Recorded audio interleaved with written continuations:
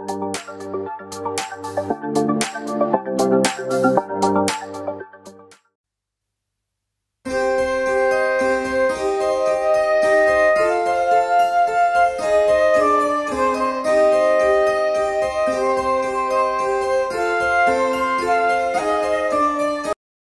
Lord. पुन्हा एकदा सर्वांचं मनःपूर्वक स्वागत. पास्टर मनोज तेलोरे मिनिस्ट्रीज या यूट्यूब चॅनलमध्ये. या चॅनलला आपण लाईक करूयात, सबस्क्राईब करूयात आणि अधिकाधिक लोकांपर्यंत हे चॅनल आपण शेअर करूयात, जेणेकरून परमेश्वराचं महान, अद्भुत आणि कार्य करणारं वचन अनेक लोकांपर्यंत पोहोचू शकेल. त्या ठिकाणामध्ये एक व्हॉट्सअप नंबर दिलेला आहे. जर तुमच्या जीवनामध्ये जर काही प्रश्न असतील तर तुम्ही त्या व्हॉट्सअप नंबरवर नक्कीच शेअर करू शकता. जर तुमच्या जीवनामध्ये जर काही साक्ष घडली असेल तर ती देखील तुम्ही त्या व्हॉट्सअप नंबरवर पाठवू शकता. जर तो नंबर लागला नाही, तुम्हाला जर या ठिकाणामध्ये यायचं असेल, जर प्रार्थना विनंती द्यायची असेल तर या ठिकाणामध्ये मी तुम्हाला 4 नंबर सांगत आहे. पहिला नंबर आहे 9860274141. दुसरा नंबर आहे 9850144151. तिसरा नंबर आहे 9730319999 आणि चौथा नंबर आहे 9922882179. हे 4 नंबर शिल्हो पेंटिकॉस्टल चर्च सोलापूरचे अधिकृत नंबर आहेत. या नंबरवर तुम्ही संपर्क करू शकता. परमेश्वर अद्भुत कार्य करत आहे. हजारो साक्षी घडत आहेत. आज त्यातल्या काही साक्षी आपण पुन्हा एकदा बघणार आहोत. परमेश्वराचं नाव उंच करण्यासाठी एका बहिणीने पास्टरांना फोन केला आणि त्यांनी सांगितलं की त्यांचा मिस्टरांचा BP खूप वाढला आहे. गोळी दिलेली आहे पण तरी देखील त्यांचा BP वाढलेला आहे आणि डॉक्टर म्हणाले आता आपल्याला सगळ्या पुन्हा एकदा टेस्ट करावं लागतील. आणि अशा परिस्थितीमध्ये ती दोघं नवरा बायको घाबरून गेले आणि त्यांनी पास्टरांना फोन केला आणि पास्टरांनी त्या भावासाठी प्रार्थना केली आणि काढलेले सगळे रिपोर्ट्स परमेश्वराच्या द्वारे नॉर्मल आले. म्हणून आपण सर्व गौरव परमेश्वराला देणार आहोत. एका बहिणीने पास्टरांना फोन केला आणि त्यांनी सांगितलं की त्या जॉब करत आहेत. 1 वर्ष झालं पण त्या जॉबला मान्यता मिळाली नाही. ZPची मान्यता त्या ठिकाणामध्ये हवी होती पण 1 वर्ष झालं त्याला मान्यता मिळत नव्हती. 1 वर्षापासून ते काम रखडलं होतं. त्या बहिणीने पास्टरांना सांगितलं. पास्टरांनी त्या बहिणीसाठी प्रार्थना केली आणि परमेश्वराच्या दयेने, कृपेने ते रखडलेलं काम अद्भुतरित्या पूर्ण झालं. त्या बहिणीला अद्भुतरित्या त्या जॉबला ZPकडून मान्यता मिळाली. म्हणून आपण सर्व गौरव परमेश्वराला देणार आहोत. एका बहिणीने पास्टरांना फोन केला आणि सांगितलं की त्यांच्या मुलाचं लग्न ठरत नाही. बरेच वर्ष झाले ते प्रयत्न करत आहेत. पास्टरांनी त्या भावासाठी प्रार्थना केली आणि त्या बहिणींनी साक्ष सांगितली की त्यांच्या मुलाचं लग्न ठरलं, एंगेजमेंट पण झाली आणि आता काही दिवसात लग्न देखील होणार आहे. म्हणून आपण सर्व गौरव परमेश्वराला देणार आहोत. एका बहिणींनी पास्टरांना मेसेज केला आणि सांगितलं की त्यांचा भाऊ महेश कांबळे याला किडनी स्टोन झालेला आहे आणि त्यांना खूप त्रास होत आहे. 10 mm खडा त्या ठिकाणामध्ये आहे आणि ते खूप त्रासामध्ये त्या ठिकाणामध्ये विवळत आहेत. तर पास्टर तुम्ही त्यांच्यासाठी कृपा करून प्रार्थना करा. पास्टरांनी त्या भावासाठी प्रार्थना केली आणि परमेश्वराच्या दयेने आणि कृपेने त्याच रात्री त्या भावाला पूर्ण आरोग्य मिळालं. सर्व त्रास निघून गेला. म्हणून आपण सर्व गौरव परमेश्वराला देणार आहोत. आणि वेळ आहे परमेश्वराच्या वचनाची. ख्रिस्त येशूमध्ये आपल्या सर्वांचं पुन्हा एकदा स्वागत करतो. प्रभूला महिमा देतो, धन्यवाद देतो की देव आमच्यासाठी अनेक चांगल्या गोष्टी करत आहे. असाधारण असं काम या दिवसामध्ये आम्ही अनुभवत आहोत. बायबल सांगतं की त्याचं भय धरणाऱ्यांना कोणत्याच चांगल्या गोष्टीचं उणे तो पडू देत नाही. देवाला अनेक आशीर्वाद आमच्या जीवनामध्ये आम्हाला पाठवायचे असतात, परंतु कित्येक वेळा देवाचं बोलणं, देवाचं ऐकणं दुर्लक्षित केल्या कारणानं परमेश्वर वारंवार बोलत असतो. परंतु देवाचं बोलणं, जसं शास्त्रामध्ये एक दाखला सांगितला की पेरणारा बी पेरीत गेला, काही बी खडकावरती पडलं, काही काटेरी झुडपामध्ये पडलं आणि जे खडकावरती पडलं पाखराने पाहिलं आणि खडकावरचं बी काढून घेऊन गेला. म्हणजे पाखराचं लक्ष होतं, जो पेरत आहे तर पाखराचं लक्ष होतं की ते खडकावर पडलं तर मी उचलून घेऊन जाणार आहे. देवाचं वचन असंच आहे. अंतःकरण कधी कधी आम्ही कठीण करतो आणि कठीण अंतःकरणावर किती पण सुंदर बी पेरलं तर पाखरू, तो दुष्ट सैतान, तो बरोबर तुमच्यातनं काढून घेतो आणि त्याचं काम होत नाही. शास्त्रामध्ये इतकी अभिवचनं आहेत, इतकी आशीर्वाद पवित्र शास्त्रामध्ये वचनात लिहून ठेवलेले आहेत. आरोग्यासंबंध असेल, आर्थिक आशीर्वाद असतील, परंतु या सगळ्या गोष्टीचा अनुभव आम्हाला येतच नाही ना. आम्ही तो का देव आमचा ऐकत नाही?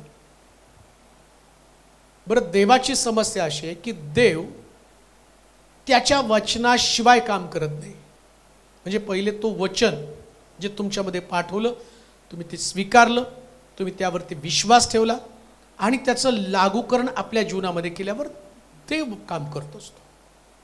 काल मी एक व्हिडिओ, एक क्लिप, SR मनोहर माझे फेवरेट प्रीचर आहेत आणि त्याची इंटरव्ह्यू, एक मनुष्य त्यांची इंटरव्ह्यू घेत होता. एक प्रश्न त्यांनी त्याला केला. तो म्हटला की तुम्ही सेवा अनेक वर्ष करता, मग सेवा करत असताना तुम्ही तरुण होता, तुमच्याकडे मोह आले नाही का, टेम्पटेशन्स आले नाहीत का? ते म्हटले खूप आल्या. मग तरुणांना तुम्ही काय बोध कराल? मी अतिशय मन लावून, कारण त्या व्यक्तीचं टीचिंग, त्याचं सिद्धांत जे बायबलच्या बाहेर कधीच नसतात, आणि मग ते म्हटलं की टेम्पटेशन येतात आणि काही लोक टेम्पटेशनमध्ये, मोहामध्ये अडकतात आणि पडतात. येशू ख्रिस्त डोंगरावरती असताना पण त्याला सैतान वेगवेगळ्या प्रकारच्या गोष्टींना त्याला बोलवतो आणि त्याला सांगतो, तुला भूक लागली, धोंड्याची भाकर कर आणि खा, आज्ञा कर धोंड्यानं, आपोआप भाकर होऊन जाईल. ते टेम्पटेशन आहे. परंतु येशू ख्रिस्तानं त्यावरती विजय मिळवला. तो म्हणतो की पाप घडणं हे नैसर्गिक आहे, परंतु जो व्यक्ती क्विक रिपेंटन्स, ताबडतोब पश्चाताप करतो, ताबडतोब पश्चाताप करतो आणि पापामध्ये लोळत राहण्याच्या ऐवजी पश्चाताप करून देवाला शरण जातो, तोच उभा राहतो. म्हणजे पाप घडणार नाही असं नाही, पाप घडणार, परंतु रिपेंटन्स, पश्चाताप आणि उभं राहणं. कधी कधी आम्ही पापामध्ये लोळत पडतो आणि त्याच्यामुळं देवाचा अनुग्रह निघून जातो. आणि ते बोलताना एवढी मोठी सेवा, एवढा मोठा अनुभव, पण इतकं साधं सोपं उभं राहण्याचं एक गोष्ट त्याने सांगितलं की क्विक रिपेंटन्स, ताबडतोब पश्चाताप. दावीद देवाच्या हृदयासारखा, परंतु त्याच्या हातून पाप घडलं, पण त्यानं ताबडतोब पश्चाताप केला, त्वरित पश्चाताप केला आणि देवानं त्याचं आणि त्याच्या परिवाराचं रिस्टॉरेशन केलं, पुनर्बांधणी केली. मी तर म्हणतो सगळ्यात जास्त खून दाविदाने केले, सगळ्यात जास्त व्यभिचार दाविदानं केला, सगळ्यात जास्त बंड दाविदानं केलं. सगळं वचन माहिती असताना सुद्धा दाविदाकडनं ते घडलं. पण तरी सुद्धा दाविदाला देवानं उभं करण्याचं कारण काय बायबल सांगतं? त्यानं केलेला पश्चाताप.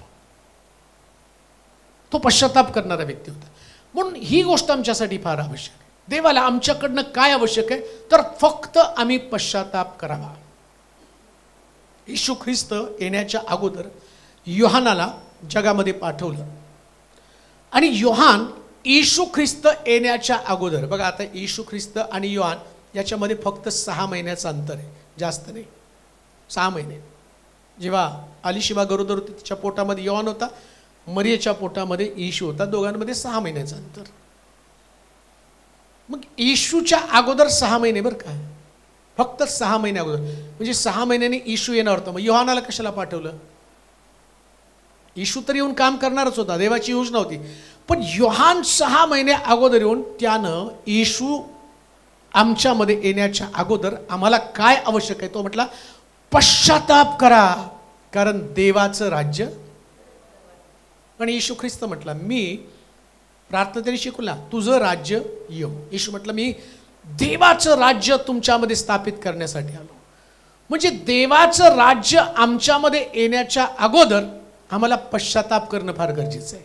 म्हणून 6 महिने अगोदर योहानाला पाठवलं. कोणी व्यक्तीनं असं म्हणू नये माझ्याकडनं कधी पाप घडत नाही. एक मनुष्य पश्चाताप का करू शकत नाही? कारण त्याच्यामध्ये भावना असते की मी पापी नाही आहे, माझ्याकडनं चुका घडत नाही, माझ्यामध्ये दोष नाही, मी परफेक्ट आहे, मी परिपूर्ण आहे.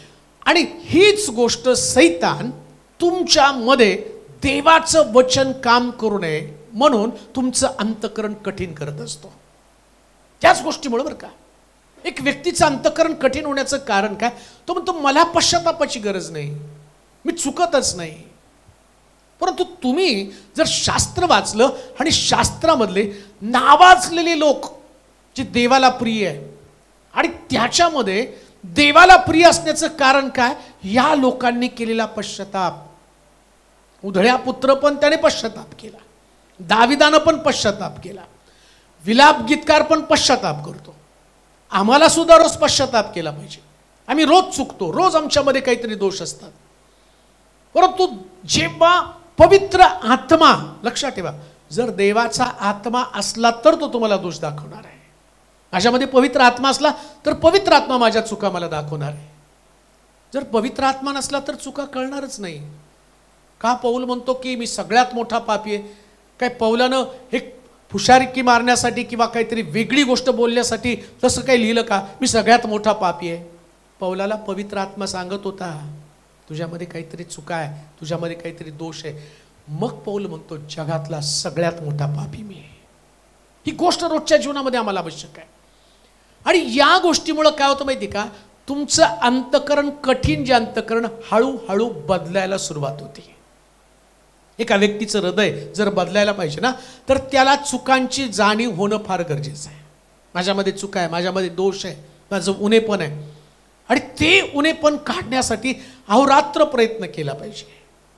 माझा विषय तो नाही, पण जाता जाता कधी काही काही गोष्टी एक माणसाच्या मनाला हिट करून जातात. तसं मी ती एक मस्त, माझ्याकडे तेवढा वेळ नसतो, पण असे काही सुंदर असणारे व्हिडिओज मी पाहतो आणि पाहिल्यावरती असं वाटतं की जगाला त्याची गरज आहे. कारण आज जर तुम्ही बघितलं तर जगामध्ये लोकांना धार्मिकता काय ती कळलीच नाही. धार्मिकता म्हणजे नेमकी काय? धार्मिकता म्हणजे पापाची जाणीव होऊन पश्चाताप करणं म्हणजे धार्मिकता. धार्मिकता म्हणजे नुसतं बायबल हातात घेतलं, प्रीचिंग केलं, गाणं गायलं म्हणजे धार्मिकता नाही. शास्त्र काय सांगतं? बहुत धर्मपठन, शास्त्रपठन देहाला शिनवतं. खूप बायबल वाचलं म्हणजे तुमचा देह शिनला जातो.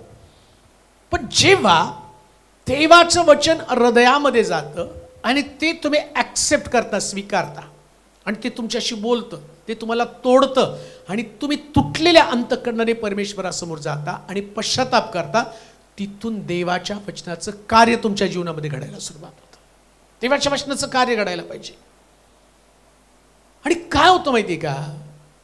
हा लुसिफर, हा सैतान तुम्हाला एक झोपलेल्या अवस्थेमध्ये ठेवत असतो.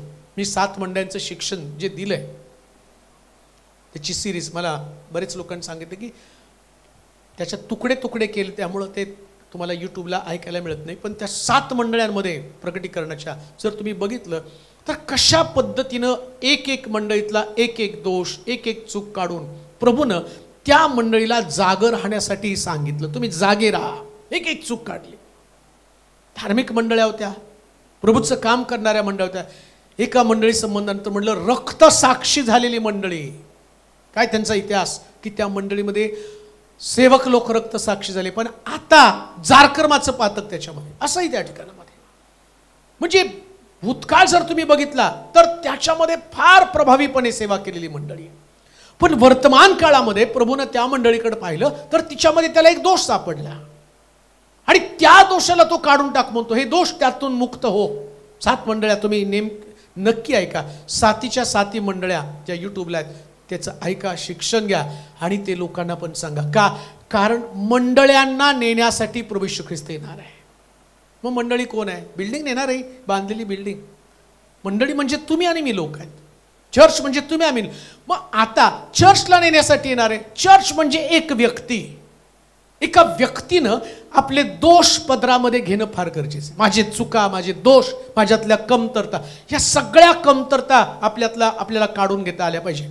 जास्त आपण त्याच्यामध्ये खोला जाणार नाही. परंतु आज जी गोष्ट मी पाहणार आहोत, जे आमचा शास्त्र भागाचं टायटल किंवा उपदेशाचं टायटल आहे, तर तुला कोणत्याही चांगल्या गोष्टीची वाण पडणार नाही. तर तुला, तर बरं का, शब्द आहे तिथं तर. जर आणि तर फार महत्वाचं आहे.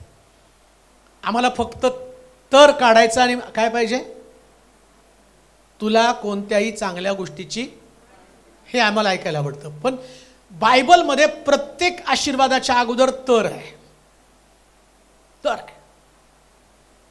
तू यात लिहिलेल्या सगळ्या आज्ञा पाळशील तर आशीर्वाद तुझ्या मागे, तर काढलं असतं तर नुसतं आशीर्वाद धावत येतील आणि मग देवाला तुम्हाला आशीर्वाद द्या. पण तसं नसतंय. हे केलं तर काही गोष्टी कराव्या लागतात. काही गोष्टी प्रभूनं तुम्हाला खास अधोरेखित केलेल्या असतात. अधोरेखित हे तुम्हाला करावं लागतं. आणि अजून एक गोष्ट तुम्हाला सांगतो, हे शास्त्र आहे ना, हे शास्त्र फक्त पाळायचंय. शास्त्र म्हणजे उशाला घेऊन झोपणं किंवा परीक्षेच्या वेळेस एखादी ओळ वाचणं, आजारी पडल्यावर एखादी ओळ वाचणं, याच्यासाठी पवित्र शास्त्र नाही. शास्त्र म्हणजे तुमचं जीवन आहे, कसं जगावं. मी याला प्रीचिंगसाठी नाही वापरू शकत, मी याला आशीर्वादासाठी नाही वापरू शकत, मी याला जीवन जगण्याची पद्धत म्हणून ते स्वीकारावं लागतं. असं जीवन जगावं लागतं. आणि जेव्हा तुम्ही ते जीवन जगण्याचा निर्णय घेताना तेव्हा तुम्ही आशीर्वादित होता. एक वचन आपण वाचूया, अनुवादाचं पुस्तक 8वा अध्याय 1 ते 9 पर्यंतची वचन. अनुवादाचं पुस्तक 8वा अध्याय 1 ते 9 पर्यंतची वचन. उत्तम प्रदेशाची प्राप्ती. उत्तम प्रदेशाची प्राप्ती. जी आज्ञा मी आज तुम्हाला देत आहे ती सर्व काळजीपूर्वक पाळा. ती सर्व काळजीपूर्वक पाळा, म्हणजे तुम्ही जगाल. म्हणजे तुम्ही जगाल, बहुगुणित व्हाल. बहुगुणित व्हाल. आणि तुमच्या पूर्वजांना परमेश्वराने शपथपूर्वक देव केलेल्या देशात प्रवेश करून तो वतन करून घ्याल. तुला लीन करावे. आणि तुझ्या मनात काय आहे, म्हणजे तू त्याच्या आज्ञा पाळशील की नाही, याची कसोटी पाहावी. म्हणून तुझा देव परमेश्वर याने गेली 40 वर्षे तुला रानातून कोणत्या रीतीने चालवलं याचे स्मरण कर. मनुष्य केवळ भाकरीने नव्हे तर परमेश्वराच्या मुखातून निघणाऱ्या प्रत्येक वचनाने जगेल. याची जाणीव तुला व्हावी म्हणून त्याने तुला लीन केलं. तुझी उपासमार होऊ दिली. आणि तुला किंवा तुझ्या पूर्वजांना माहित नसलेला मान्ना खाऊ घालून त्याने तुझे पोषण केले. ही 40 वर्षे तुझ्या अंगावरचे कपडे जीर्ण झाले नाहीत आणि तुझे पाय सुजले नाहीत. मनुष्य आपल्या मुलाला शिक्षा करतो तशी तुझा देव परमेश्वर तुला शिक्षा करीत आहे. हे लक्षात ठेव. म्हणून तुझा देव परमेश्वर याच्या मार्गाने चालून व त्याचे भय बाळगून त्याच्या आज्ञा पाळ. कारण तुझा देव परमेश्वर तुला एका उत्तम देशात घेऊन जात आहे.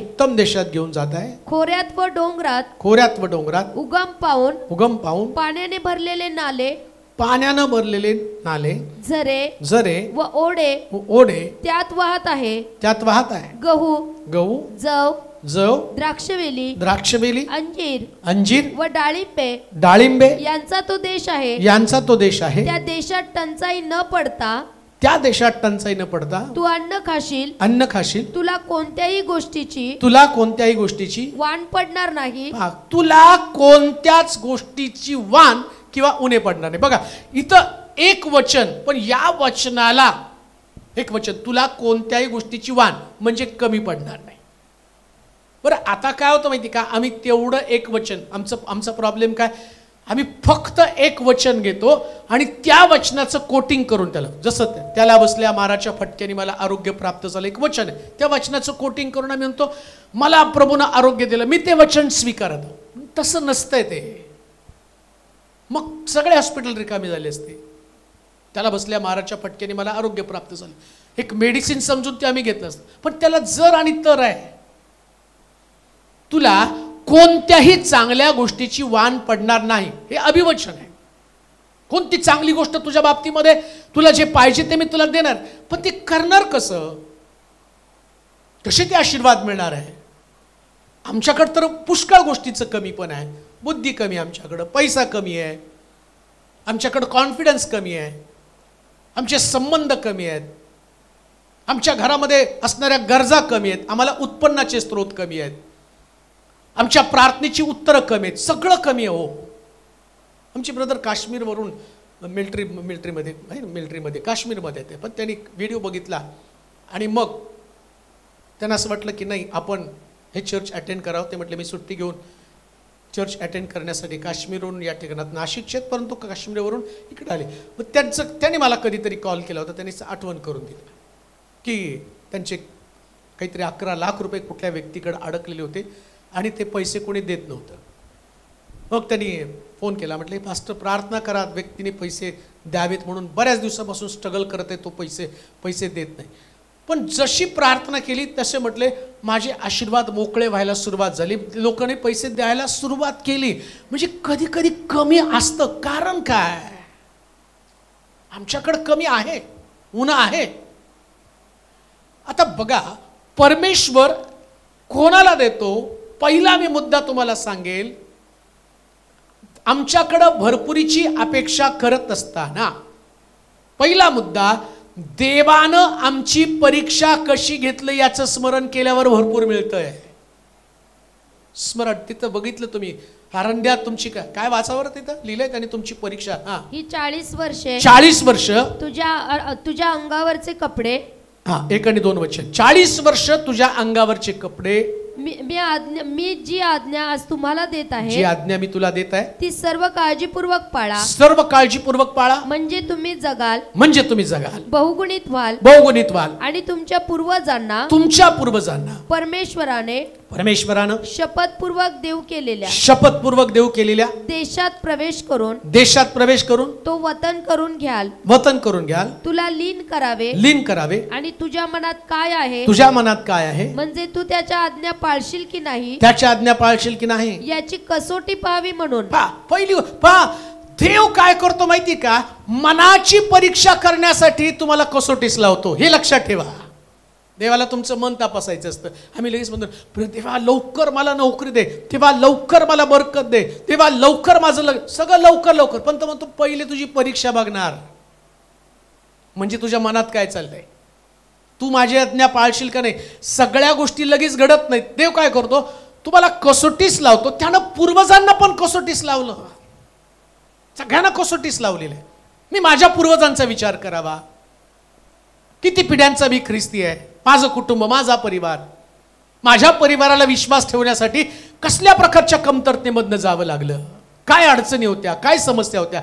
मुळामध्ये देव कोणतीच गोष्ट परीक्षा बघितल्याशिवाय तुम्हाला देणार नाही. आता परीक्षेशिवाय आशीर्वादच नाही. हो, परमेश्वर माझा मेंढपाळ आहे, मला काय उणे पडणार नाही, स्तोत्र म्हणून सुद्धा तुमच्याकडे ऊनच आहे.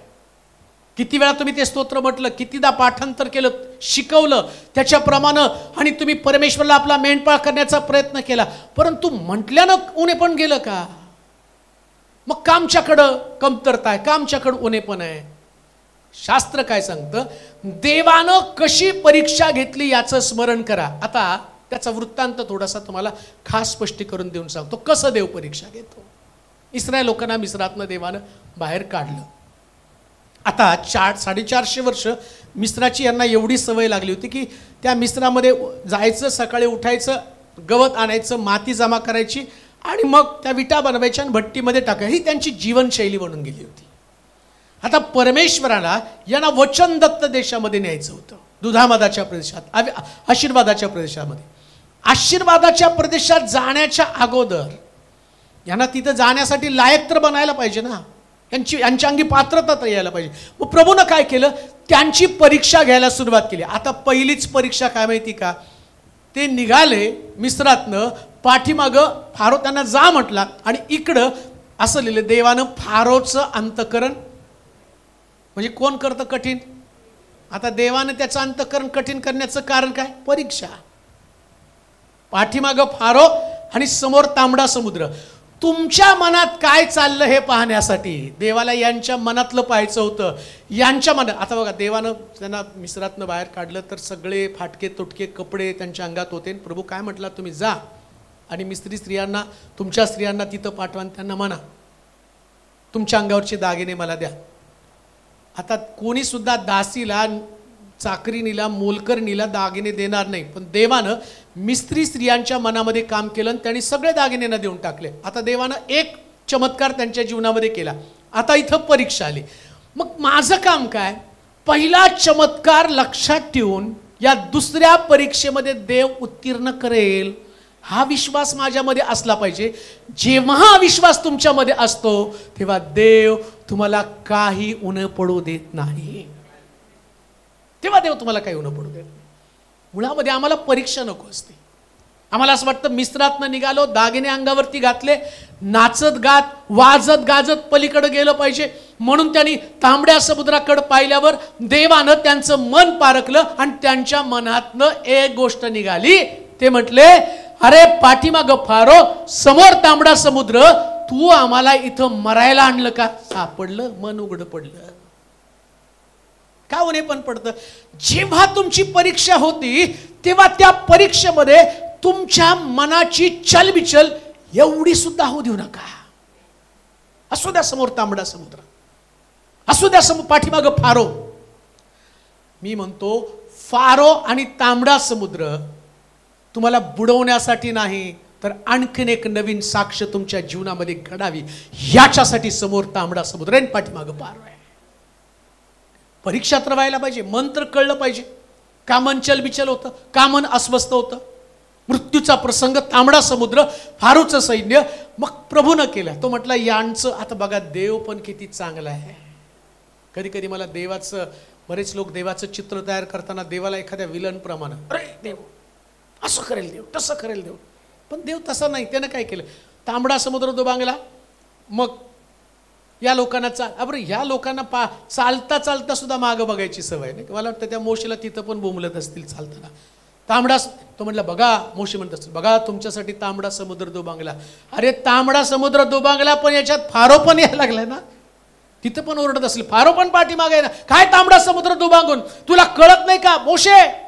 जेव्हा आम्ही क्रॉस झालो ना तेवढा भाग बंद करून ठेवायचा होता, तेवढं पाणी ठेवायचं होतं, आम्हाला पुढे जाऊ द्यायचं होतं. कशाला फारूला पलीकडे दिला? देव मन बघतो, काय बडबड करता, काय चर्चा करता, कसं तुम्ही रिॲक्ट होता. प्रभूनं ते मन बघितलं आणि मग बघा हे पलीकडे गेले. पलीकडे गेल्यावर फारो, त्याचं सगळं सैन्य समुद्रामध्ये, पलीकडे गेल्यावर शेवटचा माणूस येईपर्यंत ह्या लोकांच्या मनामध्ये धाकधूक. आता कसं होणार? फारो पलीकडे आला तर तेवढ्यामध्ये देवानं काय केलं? समुद्राचं पाणी भिंतीसारखं होतं ते लेवल केलं आणि इकडं मिरियमनी डब घेऊन आता नाचायला लागली. देवानं मन पाहिलं. चमत्कार केल्यावर हे नाचतात. धन्य ते लोक. नारायण वामन टिळकासारखं काही नसताना सुद्धा देवाची स्तुती करतात. परमेश्वर कोणत्या चांगल्या गोष्टीचं उणे पण तुम्हाला पडू देत नाही. परीक्षा होणार आहे आणि परीक्षामध्ये संयम फार महत्वाचा असतो बरं का. संयम, कंट्रोल. जेवढा संयम तुम्ही ठेवाल तेवढे मोठे मिराकल तुम्ही पाहाल. पण यांना असं वाटलं की आता परीक्षा झाली, देव काय काय चमत्कार करायला पाहिजे. त्याच्यात लिहिलं नाही का 40 वर्ष तुम्ही चालला. 40 वर्षाच्या प्रवासामध्ये मेघस्तंभ, अग्निस्तंभ याचं तुम्ही ऐकलं. मेघस्तंभ निघाला, निघत होता. अग्निस्तंभ निघाला, निघत होता. बघा आता हा जो प्रवास आहे, दिवसा मेघस्तंभ, रात्री अग्निस्तंभ, रात्री अग्निस्तंभ, दिवसा मेघस्तंभ. आता रात्री यांना झोपायचंय पण देव त्यांना रात्रीचं पण उठवत होता. मेघस्तंभ, अग्निस्तंभ हल्ला की निघायचं. अग्निस्तंभ कशासाठी? त्यांना विंचू, किडे याच्यापासून बचाव करण्यासाठी नाही, सिग्नल. अग्निस्तंभ निघाला, तुम्हाला निघायचंय, थांबायचं नाही. मेघस्तंभ सिग्नल. कधी कधी भर दुपारी प्रभू चला उठा, मग ते कुरकुर करतील. आता उन्हात आणायचं कसं जायचंय? आहे ना डोक्यावरती मेघस्तंभ.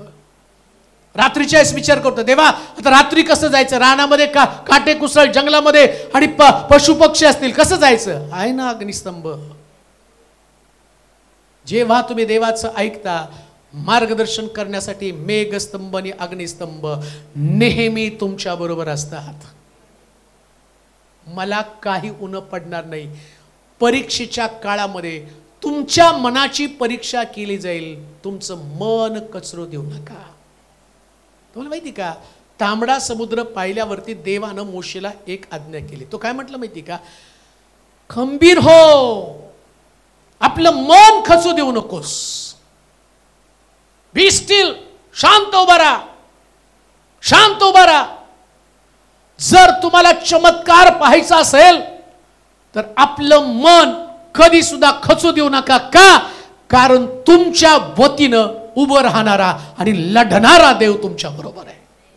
तुमच्या वतीनं आणि तुमच्या बाजूनं, तुमच्या संगती, तुमच्यासाठी लढणारा देव तुमच्या बरोबर आहे. म्हणून एक गोष्ट ध्यानात ठेवा, तुमच्या मनाची परीक्षा होणार.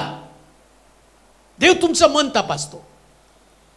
तुमच्या पिशवीतलं बायबल देव तपासत.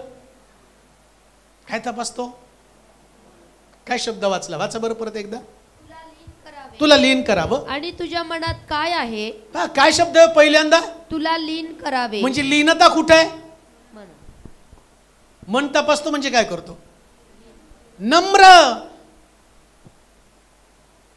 जेव्हा एखाद्या व्यक्तीचं मन देव तपासतो तर मन तपासताना तुम्ही नम्र दिसला पाहिजे. म्हणजे तुम्ही देवाने तुमचं मन ओळखलेलं आहे.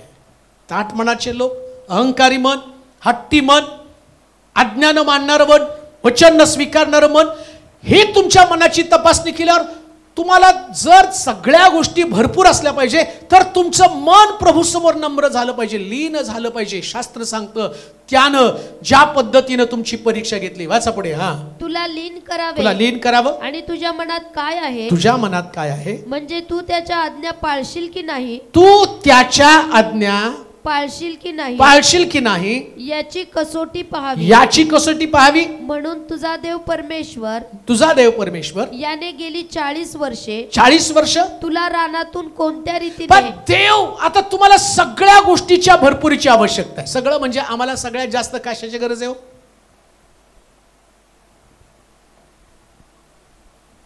तेच माहित नाही. पैशाचीच. जगायसाठी काय लागतो? नाही लागत. नसेल लागत तर माझ्याकडे मला खूप लागतो. मला खूप लागतो. म्हणजे किती पण तुम्ही दिला तर कमीच आहे, तेवढा पैसा लागतो. जगण्यासाठी कशाची आवश्यकता आहे? आवश्यक आहे की नाही? आशीर्वादित झाला ओळखायचं कसं काय? नाही काय, देवानं मला मुलगा दिला, मी आशीर्वादित झालो. ठीक आहे, मुलाला खायला काय घालता? त्याला कपडे, त्याला शाळा, त्याला चांगलं राहणीमान, त्याला घर. म्हणजे शेवटी आलं कुठं? पैशाकडेच आलं की नाही? आणि आता जगण्यासाठी आवश्यक काय आहे? काय नाही, देव आवश्यक आहे. अहो, देव आवश्यक आहे. पैसा दिला नाही म्हणून देव सोडता ना. देवानं पैसे दिले, देवानं सगळ्या गोष्टी दिल्या तर तुम्ही देवाच्या मागे चालता. मुळामध्ये जगण्यासाठी आवश्यक त्याच गोष्टी. आता प्रभू तुम्हाला आशीर्वाद देण्याचं ठरवतो, पण तो काय म्हणतो? पहिल्यांदा मी तुझं काय बघणार? देव मन बघणार. तुम्ही देवाकडे प्रार्थना, देवा मला भरपूर दे, मला भरपूर दे, मला भरपूर दे, मला खूप श्रीमंत कर. देव लगेच म्हणणार, हा तू प्रार्थना केली, 4 उपवास धरले, महिनाभर उपवास धरले, आता मी अचानक असं काहीतरी घडवतो. आत्ता तुझी आहे ना, तुझी 12वी पास आहे, पण मी तुला 1 लाख रुपयाची नोकरी लावतो आणि तुला सगळं काही देऊन टाकतो. असं देव करत नाही. देव पहिले मन बघतो. कसं मन बघतो माहिती का? जेव्हा प्रभू तुमचं मन पाहतो, तू थोडक्याविषयी विश्वासू आहेस, मी तुला बहुतांवर नेमील, हे तुमचं मन आहे. म्हणजे काय? प्रभू तुम्हाला, मला परवा कोणीतरी, मला वाटतं अर्पणच, त्याला कोणीतरी पोरांनी बक्षीस दिलं ना. हा, काहीतरी त्याला 2000 काहीतरी 1500 असं काहीतरी दिले बक्षीस. मग तो ते किती दिले होते तरी काय मला आठवत, 1500. माझ्याकडे 150, 150 रुपये त्यांनी माझ्याकडं आणून दिले. सुरेशने अर्पणला बक्षीस दिलं. मी त्याला सवय लावली, 150 रुपये हा दशांश आहे, हे प्रभूला दे. प्रभू मन पाहतो. आता बघा, इकडं तुम्ही ती सवय लावली ना, जेव्हा प्रभूचा आशीर्वाद देण्याचा समय येतो, देव समृद्ध करायला कुठलीच बंधनं ठेवत नाही. का? कारण बायबल सांगतं, जेव्हा तुमचं मन आणि देवाचं मन मॅच होतं ना, तिथून तुमच्या ग्रोथला सुरुवात होत असते. हा जाण्याचा जो मार्ग आहे ना, अरण्यातल्या प्रवासामध्ये मी तुमच्या संगती राहिलो. 40 वर्षांना तुमचे कपडे फाटले, 40 वर्षांना तुमच्या वाहना तुटल्या. हीच गोष्ट आहे हो. 30 वर्ष सेवा करतोय, 30 वर्षामध्ये ना प्रभूनं उघडं ठेवलं ना कधी बिना चपलीचं फिरू दिलं. हीच आमची साक्ष आहे. या साक्षीमुळं आज कोणत्याच गोष्टीचं उणे पण पडत नाही. हे आमचे टेस्टमनी. असं जगलं पाहिजे, म्हटलं पाहिजे. प्रभूनं जेव्हा देवाकडे संगती निघालो ना, त्या दिवसापासून आजच्या दिवसापर्यंत रोज सकाळी उठून देवाचा धन्यवाद करताना काय म्हणायचं? प्रभूजी, जेव्हा तुझ्या मार्गामध्ये चालत होतो ना, त्या दिवसापासून आजच्या दिवसापर्यंत एकच माझ्या जीवनातली साक्ष आहे, मी जे जिवंत आहे, मी जे आहे फक्त तुझ्यामुळं आहे. हे बोललं की देव म्हणतो तुला काही ऊन पडणार नाही. संपलं हो. तुम्हाला काय प्रार्थनेची गरज आहे? तुम्ही रोज सकाळी उठून देवाचा धन्यवाद करता, तुम्ही ते दिवस आठवता. आता बघा, इस्रायल लोकांनी मिस्रातले दिवस आठवायचे. काय दिवस आठवायचे? इस्रायल लोकांचं नेमकं चुकलं काय? अरे कनानात जाताना त्यांनी विचार करायला पाहिजे होता. 40 वर्षात का त्यांना ते सगळं कमी कमी होत गेलं, त्याचं कारण मी तुम्हाला सांगतो. आणि काही लोक त्या दुधामदाच्या प्रदेशात गेले पण नाही, ते कुरकुर करणारे वाटेत मरून गेले. का मरून गेले त्याचं कारण मी तुम्हाला सांगतो. प्रभूनं त्यांना बाहेर काढलं, रानामध्ये आणलं, तांबडा समुद्र तो बांगला. आता देवाला कळलं यांना भूक लागली. भूक लागल्याबरोबर देवानं स्वर्गातनं मान्ना पाठवला आणि मोशेला सांगितलं, लोकांना सांग सकाळी उठायचं, प्रत्येकानं गवतावरती दहीवर पडतं तसं ते दहीवर रात्री पडेल आणि त्याचे चांगले मोत्यासारखे आकाराचे ते बनतील आणि ते एक एक दाणे ज्वारीच्या दाण्यासारखे घ्यायचे आणि भांड्यामध्ये भरायचे. घरी यायचं आणि त्याला कुटायचं आणि त्याच्या भाकरी बनवायचं. तो स्वर्गीय मान्ना, देवदूतांचं खाद्य आहे, ते मी तुम्हाला देणार आहे. आता लोक सकाळी उठत होते. आता बघा, मिस्रामध्ये त्यांना पगार किती होता? ते गुलाम होते. पूर्वी होतं मिलो. माझ्या लहानपणी, तुम्हाला माहित नाही, पण मिलो म्हणजे लाल ज्वारी. आणि ती लाल ज्वारी अमेरिकेमध्ये डुकरांना घालत होते.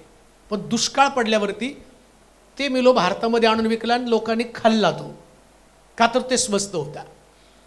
म्हणजे आता गुलाम असल्या कारणानं यांना असलंच खाद्य मिळत होतं. आता देवानं रानामध्ये त्यांना स्वर्गीय मान्ना दिला. मग त्याने आठवण काय करायची होती? मिस्रामध्ये मिलो खात होतो, इथं देव स्वर्गातली भाकर मला देत आहे. पण ते विसरून गेले हो, विसरून गेले ते. एक गोष्ट पक्की ध्यानात ठेवा, जेव्हा भूतकाळातल्या गोष्टी तुम्ही आठवाल तेव्हा वर्तमान काळातला देव किती चांगला आहे या गोष्टी तुम्ही आपल्या मुखातनं बाहेर पडाल. तेव्हा परमेश्वर सांगतो, मी तुला काही ऊन पडू देणार नाही, काही ऊन पडू देणार नाही.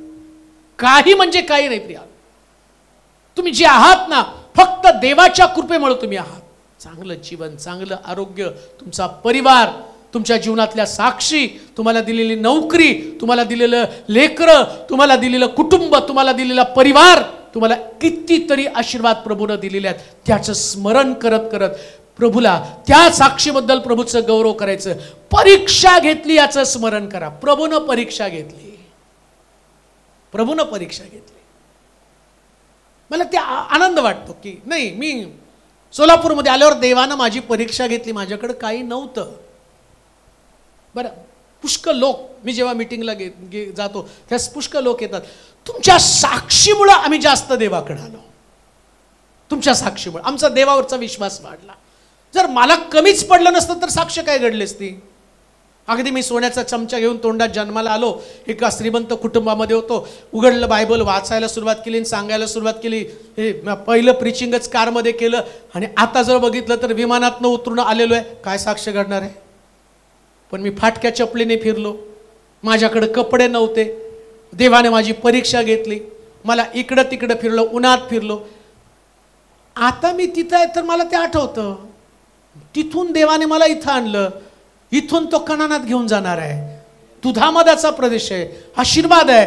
हे जगायला शिका, हे जगायला शिका, हे अनुभवायला शिका. परमेश्वर खूप चांगला आहे. मी एक गोष्ट तुम्हाला सांगतो, आहे त्या स्थितीमध्ये देव आपल्याला कधीच ठेवत नाही. आशीर्वादामध्ये घेऊन जातो, पुढे घेऊन जातो. म्हणून चालताना या गोष्टीचा विचार करून चालायचं. परमेश्वर परीक्षा घेतो म्हणजे नक्की परीक्षेनंतर मला मार्क पण मिळणार आहेत. परीक्षा कोणाची टाइमपासला घेत नाही बरं का. असं म्हणतात का ते मुलगा ह्याला गेला, परीक्षेला गेला, त्याला परीक्षेला गेलेल्या दिवसापासून जो पेपर सोडून घरी आला त्याची आई त्याचा बाप त्याला पहिले किती मार्काचं सोडलं, किती पडतील का. ते म्हणतात खा पिन जा परीक्षेला जाऊन आला का, हां झोपून जा बाबा. अहो तुमचं सारं लक्ष रिझल्टकडे आहे. मी हेच म्हणतो, देवानं तुमची परीक्षा घेतली असेल आणि जर तुम्ही परीक्षा मन कचरून नसताना दिली असेल तर रिझल्ट तुमचा भारी असणार आहे. उत्तर तुमच्यासाठी चांगलं असणार आहे. सर्वोत्तम तुमच्या जीवनामध्ये प्रभू देणार आहे. म्हणून परीक्षेला घाबरू नका, परीक्षेविषयीची चर्चा करा. देवानं तुमची परीक्षा. दुसरी गोष्ट वाचूया, अनुवादाचं पुस्तक 8 अध्याय 3 वचन. तुम्हाला जर तर तुला कोणत्या गोष्टीची वाण पडणार नाही. कोणत्या कशामुळं. पहिला मुद्दा सांगितला, देवानं परीक्षा घेतली याचं स्मरण केलं तर तुम्हाला काही उणे पडणार नाही. दुसरी गोष्ट, अनुवादाचं पुस्तक 8 अध्याय 3 वचन. मनुष्य केवळ भाकरीने नव्हे, मनुष्य केवळ भाकरीने नव्हे तर परमेश्वराच्या मुखातून निघणाऱ्या प्रत्येक वचनाने जगेल. आता दुसरी गोष्ट, प्रत्येक व्यक्तीनं देवाच्या मुखातनं निघणाऱ्या वचनावरती विश्वास ठेवायचा. ऐका, परत एकदा तुम्हाला सांगतो, मनुष्य केवळ भाकरीन नव्हे तर देवाच्या मुखातनं निघणाऱ्या. परमेश्वरानं जर एखादं वचन तुमच्याशी बोललं, तुम्ही त्या वचनाशी समरूप झाला. एक गोष्ट ध्यानात ठेवा, मी वारंवार तुम्हाला सांगतो की जर तुमच्या जीवनामध्ये आशीर्वाद तुम्हाला अनुभवायचे तर त्याच्यासाठी देवाच्या वचनाची समरूपता तुमच्याशी असली पाहिजे. परमेश्वराचं वचन, आणि परमेश्वर त्याच्या वचनाच्या द्वारेच भरपुरी पाठवत असतो. कोणतीच गोष्ट वचनाच्या बाहेर करत नाही तो, कोणतीच नाही प्रियानो. एवढं वर्ष मी शास्त्र अभ्यासलं, एवढं वर्ष मी शास्त्रामध्ये पान ना पान बायबलचं चाललं, पण एक गोष्ट मला कळाली की देव त्याचं वचन आणि त्या वचनाशी संबंधित तुमचं जीवन त्याची तपासणी करत असतो. बघा, साधी गोष्ट आहे. एलिया दुष्काळ पडल्यावरती देवाने त्याला सांगितलं, जा मी तुझी तरतूद करीन त्या ठिकाणच्या ओळाजवळ करून ठेवले, जा करीन त्या ओळाजवळ तुला पाणी येईल. आणि दुसरी गोष्ट, मी तुला कावळा याच्याद्वारे कावळ्यांच्या द्वारे तुला भाकर आणि मांसाचा तुकडा पाठवेल. परमेश्वर वचन बोलला. आता एलियानं जर असं म्हटलं असतं, जसं योनाच्या बाबतीमध्ये घडलं, योनाला सांगितलं निनिवेला जा, तो तार्शिशला गेला. एलियाने पण तसंच केलं असतं, करीन त्या ठिकाणचा ओळ नको, तिथलं झाड पण माहीत नाही, तिथले कावळे पण माहीत नाहीत, आणि ते कावळे कसे ते पण मला माहीत नाही, तिथलं पाणी पण मला माहीत नाही.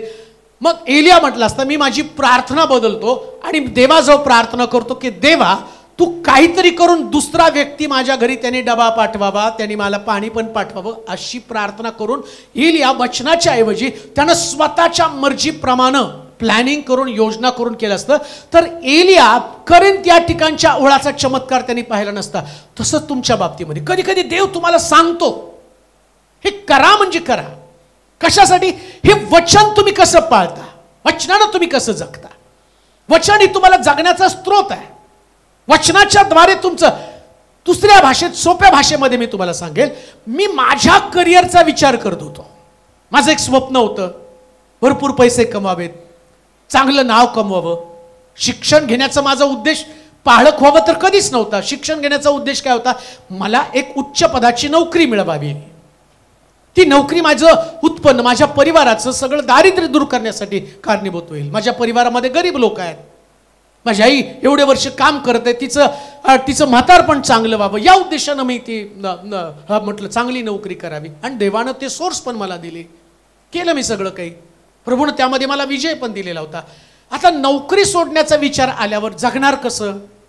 पण प्रभू कुणाच्या द्वारे, सेवकाच्या द्वारे माझ्याशी बोलला होता की परमेश्वर तुला सेवेसाठी बोलवते, वेगळं करत आहे. मी ते करत नाही, मी अट्टहास धरतो, नाही मला पुढं जायचंय, मला आणि हेच काम करायचं, मी ते ऐकत नाही. आता विचार करा, त्या दिवशी मी ते सगळं सोडलं, इथं आलो, त्या दिवसाचा टप्पा आणि आत्ताच्या दिवसाच्या टप्प्यामध्ये मधल्या कालखंडामध्ये जर मी पाहिलं तर काहीच अनुकूल नव्हतं, सगळं प्रतिकूल होतं ना. पण मला वचनावर तर जगावं लागेल ना. प्रभू बोलला, मला वचनाचं बीज, तर मी सुरुवातीलाच तुम्हाला सांगितलं, देव त्याचं वचन आमच्या हृदयामध्ये टाकतो. बी, वचनाला बी म्हटलेलं आहे. बी जर पेरलं, उगवायला तर वेळ लागेल ना. त्याचा समय तर येणार का नाही.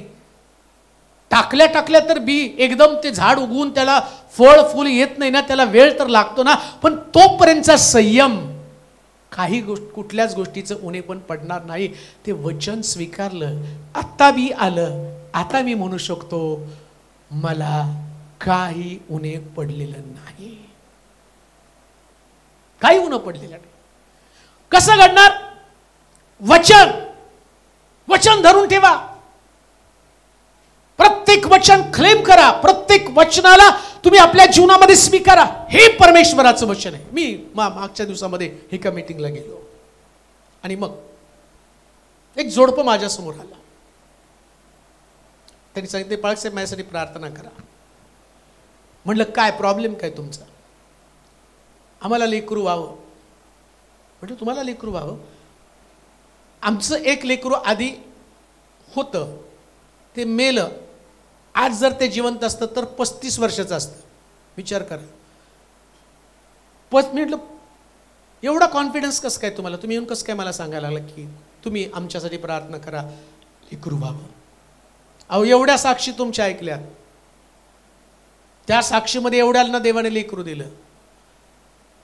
तुम्ही प्रार्थना केली तर याही वयात देव आम्हाला लेकरू देईल, याला वचन धरून ठेवणं म्हटलेलं आहे. ते देव घडवेल आणि या स्टेजवरून मी ते सांगेल. का? माझा देव वचनाला बांधील देव आहे. काहीच उणे पडणार नाही.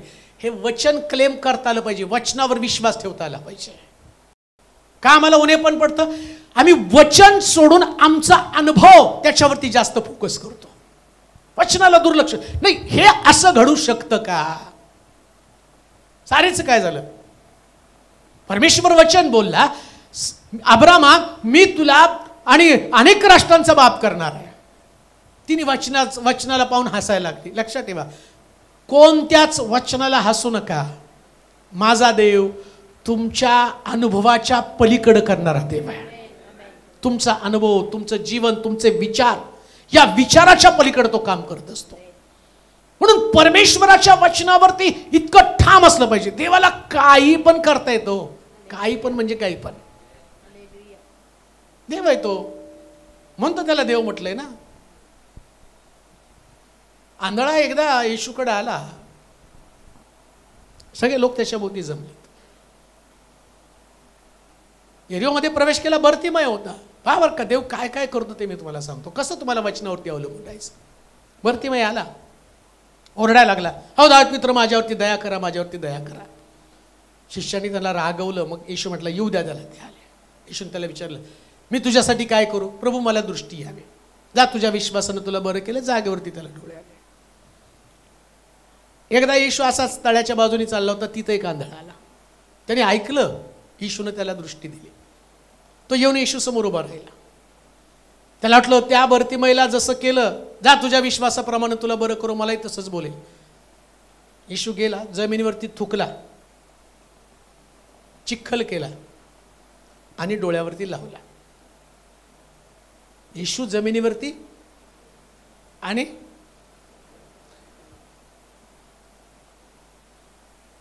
कल्पना करा किती थुकला. चिखल, तुच्छता. मी काय सांगतो तुम्हाला, प्रभू कधी कधी तुच्छतेचा अनुभव तुम्हाला जगामध्ये देतो, पण तुच्छतेचा अनुभव वचनावर विश्वास ठेवून एक दिवशी तुम्हाला उभं पण करतो. हे वचन बरं का. जेव्हा तो जमिनीवरती थुंकत असेल आणि त्या व्यक्तीला तो चिखल करून, थुंकणं म्हणजे तुच्छता आहे हो, थुंकणं म्हणजे तुच्छता. आता त्या तुच्छतेचा अनुभव, जमिनीवरती थुंकला, चिखल केला आणि त्याच्या डोळ्यावरती. आता बघा, तो म्हटला जा शिलोमधल्या तळ्यामध्ये जाऊन धु. आता तो त्या तळ्यात गेला, धुतलं. दिसतं का तुला? थोडं थोडं दिसायला लागलं. कधी कधी प्रत्येक गोष्टीची सुरुवात होताना थोडी थोडी होती, पण थोडी थोडी झाल्यावर तुम्ही वचनावर विश्वास ठेवता तेव्हा प्रभू तुम्हाला स्पष्ट चमत्कार दाखवायला सुरुवात करतो. कोणत्याच गोष्टीचं उणे पण पडणार नाही. बेस्ट मधलं बेस्ट. समस्या काय आमची, आम्हाला प्रत्येक गोष्टीमध्ये असं वाटतं की त्वरित घडलं पाहिजे. नाही, तुम्हाला वचन पाठवून वचनाच्या द्वारे मनुष्य केवळ भाकरीने नव्हे परमेश्वराच्या मुखातून निघणाऱ्या. बघा आता अजून एक गोष्ट तुम्हाला सांगतो, तुमच्या टोपल्यातल्या भाकरीवर म्हणजे तुमच्या पगारावरती अवलंबून राहू नका. आम्ही म्हणतो ना, नोकरी माझी भाकर आहे. भाकर म्हणजे काय? आता एक व्यक्ती नोकरी लागल्यावर तो काय, देवानं आमची भाकर तर आम्हाला. कधी कधी मुलगा पण भाकर असती, नवरा भाकर असती, बायको भाकर असती. पण बायबल काय सांगतं, त्याच्यावर अवलंबून. कोणावरती अवलंबून राहा?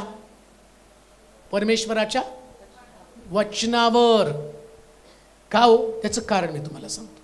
समजा आता जगाचा एक साधारण विचार करू आपण. आज जगाची परिस्थिती फार भयानक आहे. तुम्ही ज्याच्यावरती अवलंबून राहता ती तुम्हाला विश्वासू राहतील याची एवढी सुद्धा घे. ना तुमची मुलं, ना तुमचा पती, ना तुमचे नातेवाईक, तुमची नोकरी पण नाही. जर माझ्याकडं तुम्ही प्रार्थनेच्या रिक्वेस्ट बघाल तर कित्येक लोकांना भीती आहे की माझी नोकरी गेली तर काय, माझी नोकरी गेली तर काय. काही स्त्रिया, काही बहिणी ते म्हणतात की मला लेकरं आहेत, माझ्या पतीनं मला सोडलं तरी लेकरं घेऊन. कालच एक बहीण खूप रडत होती, 2 लेकरं आहेत, सासू सासरे पण मला बघत नाहीत, ते पण नवऱ्याला सांगतात की तिला सोडून दे, तुझं दुसरं लग्न करू. प्रॉब्लेम खूप आहे, तो अडचणी खूप आहेत. आणि खरंच आता भविष्य काय आहे, कसं काय होणार आहे. आता तिच्यासमोर ऑप्शन काय? तिच्यासमोर ऑप्शन एकच आहे, लेकरं घेऊन मरून जावं. आणि व्यावहारिक आहे हो, इथं कोण कोणाला मदत करणार आहे. जग स्वार्थानं भरलेलं आहे. प्रत्येक जण जगण्यासाठी मी कसं जगावं याचा विचार करत आहे. अशा परिस्थितीमध्ये देवाच्या लोकांची मदत करणारं कोण आहे? मला देवाची मला का गरज आहे? त्याचं कारण, जर प्रभूच्या वचनावरती मी विश्वास ठेवला, नाही प्रभू माझं करेल, मग तुम्ही त्या गोष्टीकडे लक्ष लावणार नाही की जी गोष्ट तुमची गरज भागवेल. तुम्ही त्या वचनाकडे लक्ष लावाल जे वचन तुम्हाला पुरवठा करेल. मग आता बघा, एलियाचा कावळा देवानं बंद केला. मग देवानं सारफत एका विधवेच्या घराचं दार त्याच्यासाठी खुलं केलं. का? विधवेच्या घरामध्ये जा, मी तुझी तरतूद त्या ठिकाणात केली. 3.5 वर्षाचा दुष्काळ आहे, पण विधवेच्या घरामध्ये तुला आयुष्य पुरं. म्हणजे देवाला काय सांगायचं होतं त्याला, आता विधवेला पण आधार नाही तो तुझा, म्हणजे तुला माझ्या वचनावरच अवलंबून राहावं लागणार आहे. तो विधवेच्या घरी, तो गेला विधवेच्या घरामध्ये, भाई भाकर घेऊन ये. ते म्हणली बाबा एकच भाकर आहे, मी खाणार, माझा मुलगा खाणार आणि मरून जाणार. आता एलियाला किती मोठा प्रश्न पडला असेल. माझ्यासारखा सेवक असतात तो घाबरून गेला असता. कसं काय देवाने सांगितलं या बाईच्याच घरामध्ये मला पाठवलं. मला असं वाटलं चांगले एक मोठं कुटुंब आहे ज्यांच्या बँकेमध्ये 3.5 वर्षाचा बॅलन्स पडलेला असेल, ते पण खातील आणि मला पण खायला घालतील, असं कुटुंब सांगितलं. देवाने पाठवून त्या विधवेच्या ना, त्या विधवेला ना पेन्शन आहे नाही का, त्याला पेन्शन आहे. कुठलं पेन्शन दिलं? जर पेन्शन असतं तर ती म्हटली नसते की तेवढीच एक भाकर आहे, तिला पेन्शन पण नाही, काहीच नाही देवा, ती मरणार आहे. तो म्हटला मी तुला तिथं पाठवतो. का? मी पाठवतो या वचनावर तू तिच्या घरात गेलेला आहे, आणि या वचनावर मी तुलाच नाही त्या बाईला पण समृद्ध करणार आहे. मनुष्य केवळ त्या बाईला तो सांगतोय, बाई तुझी भाकर आण. आता ती म्हणती भाकर खाऊन मी खाणार आणि मुलगा खाणार आणि मरून जाणार. आता ती म्हणती भाकर आहे, तो भाकरीवर नाही जगणार, तो वचनावर. कोणतं वचन? ती भाकर मला दे, हे वचन आहे. हे भाकर दे, हे वचन आहे. मग त्या बाईने ते वचन स्वीकारलं. आपल्याकडच्या असत्या तर त्याने थोडंसं पीठ मारलं असतं आणि त्याला सांगितलंच नाही एवढीच भाकर झाली हो. त्यांच्या डोक्यात शंका आली असते ना, समजा यांनी प्रार्थना केली, माझी पोराला भाकर मिळालीच नाही. तो म्हटला ना पहिले मला भाकर बाज, मग तुला आणि तुझ्या मुलाला बाजून ठेव. मग तो मुलगा पण जाऊन तिथं म्हणला असता की मम्मी सगळं देऊ नको पास्टरला, थोडंसं राहू द्या मला. तिने तसं नाही केलं. ती म्हटली जर सेवक बोलतो तर माझा मुलगा कधीच उपाशी मारणार नाही. हे प्रॅक्टिकल लाईफ आहे, प्रत्यक्ष लाईफ आहे.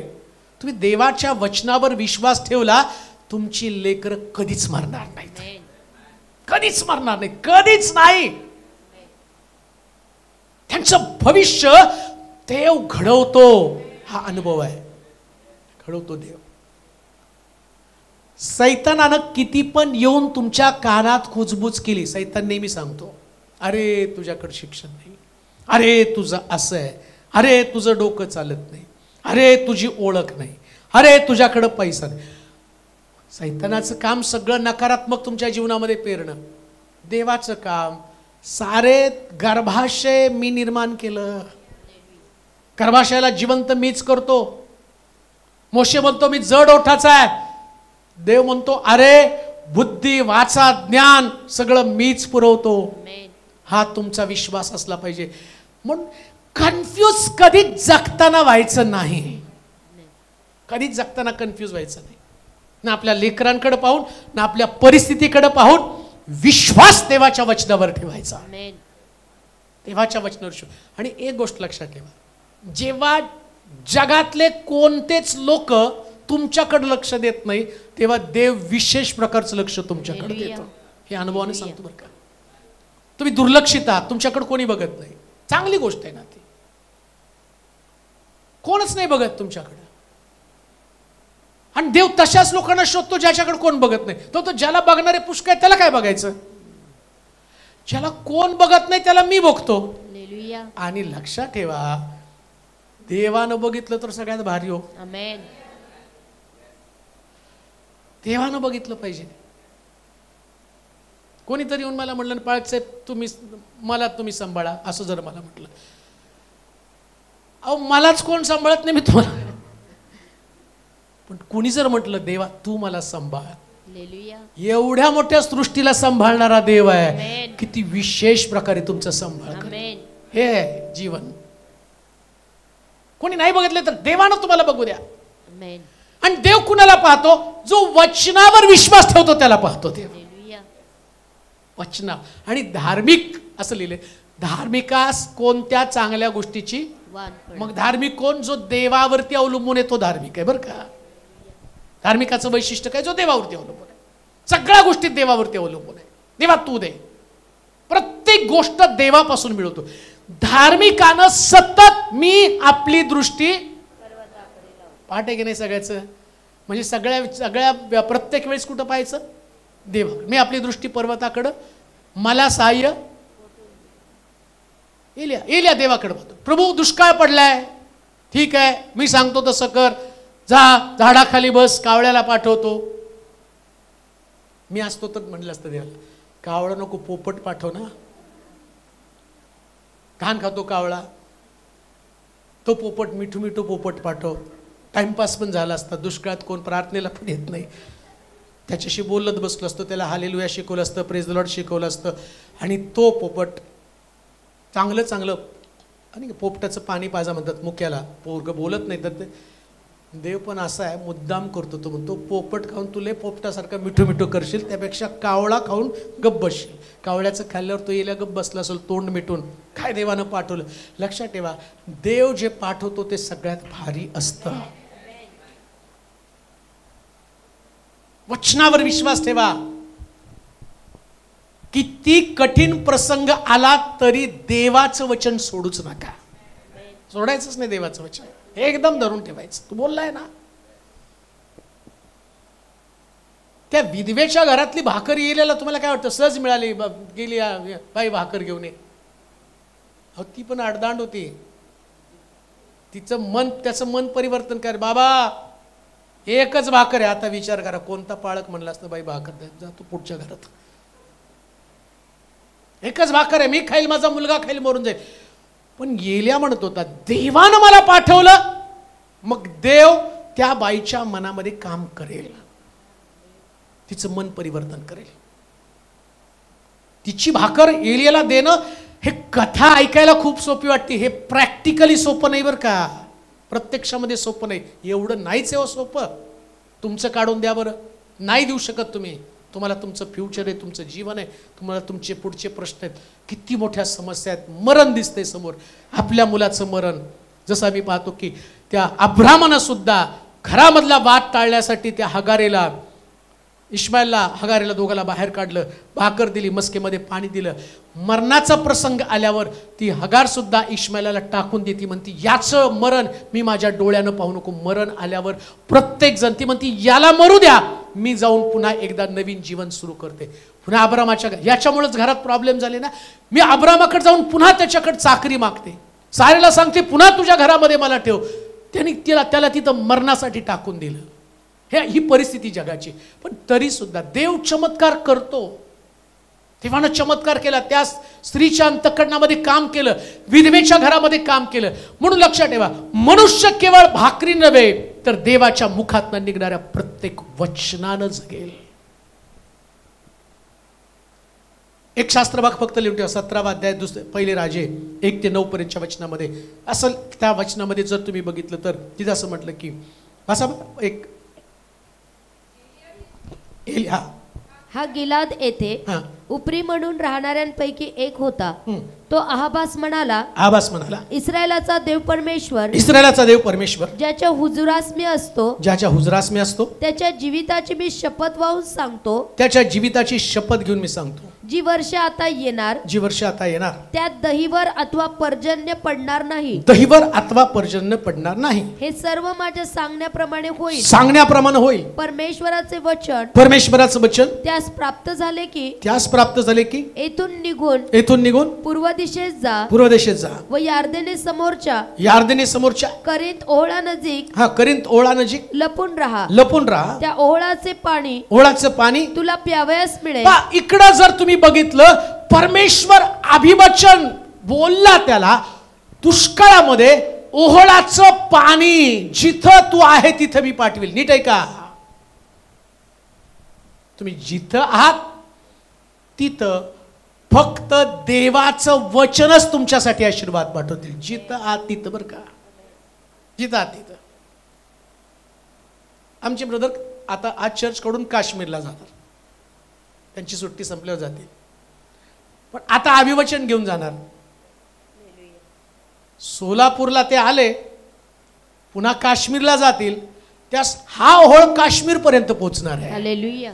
इथं तुम्ही आला, जे आलेत पुण्यावरून, मुंबईवरून, कुठून आलेले, तुम्ही जाताना असंच नाही जाणार. अभिवचन आहे. परमेश्वर कोणत्या कारणानं, कोणता उद्देश होता? एलिया येताना त्याच्याकडे 2 कारणं होती, एक भाकर आणि दुसरं पाणी. आता देव त्याला काय म्हणतो, काळजी करू नकोस, तू जा आणि त्या झाडाखाली जाऊन बस. शिलो एक झाड आहे, दुसरं काही नाही. हे झाड आहे. तुम्ही येता, या झाडाखाली बसता आणि बसल्याबरोबर तिथं परमेश्वर ओळाचं पाणी पण पाठवतो आणि कावळा पण पाठवतो. मी म्हणतो तुम्ही जाताना ओळाचं पाणी आणि भाकर दोन्ही पण घेऊन जाणार आहे. ही गोष्ट पक्की मनामध्ये ठेवून टाका. असं नाही यायचं की चला आता आलो, मग जाताना तुम्ही कधी चमत्कार घडणार, बरेच कधी होईल, आता लेकरू या खिशात घेऊन जा, हे घ्या तुमचं लेकरू. कधी लागणार नोकरी, मग गव्हर्नमेंटने माझ्याकडेच खिशात दिले ना तुमचं सिलेक्शन. तसं नाही. तुम्ही येताना देवाच्या वचनावर विश्वास ठेवायचा, जाताना वचन आतमध्ये ठेवायचं. आतमध्ये ठेवून तिकडं जाऊन तुम्ही रोज ते स्वप्न बघायचं, प्रभू करत आहे. मग तुम्हाला कळेल की जे गर्भाशय बंद होतं ते आपोआप देव खुलं करतो आणि तुम्ही येताना साक्ष घेऊन येता, प्रभूनं आशीर्वाद दिलेला आहे. कोणत्याच गोष्टीचं वचन. अच्छा ठेवा लक्ष. नाव नसलं तरी येतं अचानक. मी कित्येक साक्ष ऐकल्या ते, पळत साहेब नाव नव्हतं, रात्री मी रडले, तुम्हाला कॉल केला आणि तुम्ही ओके म्हटला, सकाळी दुसरी लिस्ट आली, त्या लिस्टमध्ये नाव होतं. वचनावर विश्वास ठेवा, वचनावरच विश्वास ठेवा, प्रभू सगळं काय. तिसरी गोष्ट वाचूया, स्तोत्र 34 आणि 10 वचन. स्तोत्र 34:10. तरुण सिंहासही वान पडते, तरुण सिंहासही वान पडते व त्यांची उपासमार होते, त्यांची उपासमार होते. पण परमेश्वराला शरण जाणाऱ्यांना कोणत्याही चांगल्या वस्तूची वान पडत नाही. आता आम्हाला वान म्हणजे उन्हे. परमेश्वर माझा मेंढपाळ आहे, मला मग म्हटल्यानं तुम्हाला उन्हे पडणार नाही का? आता तिसरी गोष्ट काय सांगितली? परमेश्वराला काय करावं? शरण जाणाऱ्यांना. म्हणजे काय? गाणं म्हटलं, तू मेरा शरण स्थान, तू मेरा गड आहे. ते गाणं म्हटल्यावर तुम्ही शरण जा. परमेश्वराला शरण जाणं म्हणजे, आता बघा, कधी कधी तुमची बुद्धी, तुमचा पैसा, तुमची ताकद हे तुम्हाला अहंकारी बनवतं. देवाला शरण जाणं काय ते मी सांगतो. एक व्यक्ती देवाला का शरण जाऊ शकत नाही? आता ते ब्रदर, तुम्ही सैनिक आहेत, बॉर्डरवरती आहे, ते युद्ध झाल्या पाकिस्तानचं एक युद्ध झालं का लगेच पाकिस्तान शरण जात. त्यांनी आधी टाकले, बॉम्ब टाकले, त्यांनी पण लढले. त्यांना ते म्हटलं, आधी त्यांनी धमक्या दिल्या, आम्ही अणुबॉम्बचा वापर करू, अमकं करू, भारताला घाबरू. शरण तर लगेच आले नाहीत ना. आधी आपल्या बुद्धीचा वापर केला, आपल्या ताकदीचा वापर केला, शब्द फेक त्यांनी केली. शरण तर लगेच कोण येत नाही. आमच्याकडं पण तसं असतं. कधी कधी आम्ही आमचे सगळे प्रयत्न करत राहतो. माझे सगळे प्रयत्न, सगळ्या गोष्टींची सगळी हत्यारं मी वापरतो. माझी बुद्धी वापरतो, माझी ओळख वापरतो, माझं ज्ञान वापरतो, माझा पैसा वापरतो, सगळ्या गोष्टी मी वापरतो, आणि शेवटी हताश निराश झालो. साधी गोष्ट पवित्र शास्त्रातली सांगतो. रक्तस्रावी स्त्री,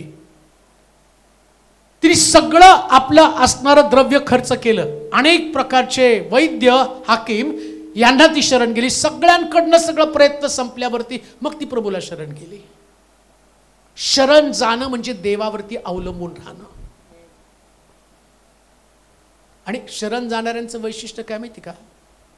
कोण शरण जातं याचं पण तुम्हाला बिब्लिकल गोष्ट मी तुम्हाला सांगतो, जी कधी कधी आम्ही करत पण नाहीये. डोंगरावरती इस्रायल लोक जेव्हा पलिष्ठ्यांशी युद्ध करत होते, अमालेकींशी युद्ध करत होते, असं लिहिलं, मोशे डोंगरावरती जाऊन तेव्हा त्याला सांगितलं, डोंगरावरती बस आणि तुझे हात वर कर. जेव्हा तुझे हात वर असतील तेव्हा इस्रायल लोक विजय होतील. तुझे हात खाली जातील, इस्रायल लोक पराभूत होतील. आता हात वर करणं त्यालाच हँड्सअप म्हटलेले ना. शरणागतीसाठी जर तुम्ही बघितलं तर ते कोण पण सैनिक ते शरण. आता आम्ही काय करतो माहिती का? देवाला शरण जात नाही, आम्ही काय करतो? आपले हात खाली ठेवतो. जेव्हा तुम्ही प्रार्थना करत नाही, जेव्हा तुम्ही आपले हात प्रभूकडे करत नाही, तुम्हाला असं वाटतं हात वर करण्यामध्ये ताकद काय आहे? अहो, तिथं मिलिटरीकडे बघा ना तुम्ही. तुम्हाला तिथं ओरडून सांगणार आहे का? नाही नाही, आम्ही माफ करा आम्हाला. तसं चालत नाही तिथं मिलिटरीकडे. माफ करा. आता मी युद्ध लढत नाही. तिथं म्हणतात फक्त हात वर करा. डायलॉग मारत बसायचं नाही. हात वर केलं की आम्हाला कळतं तुम्ही शरण आला. देवाच्या घरामध्ये पण तेच आहे हो. तुम्ही जेव्हा परमेश्वराच्या घरामध्ये येता ना, हात वर करणं ही काही प्रोसेस नाही आहे. हे प्रभूला शरण जाणं आहे.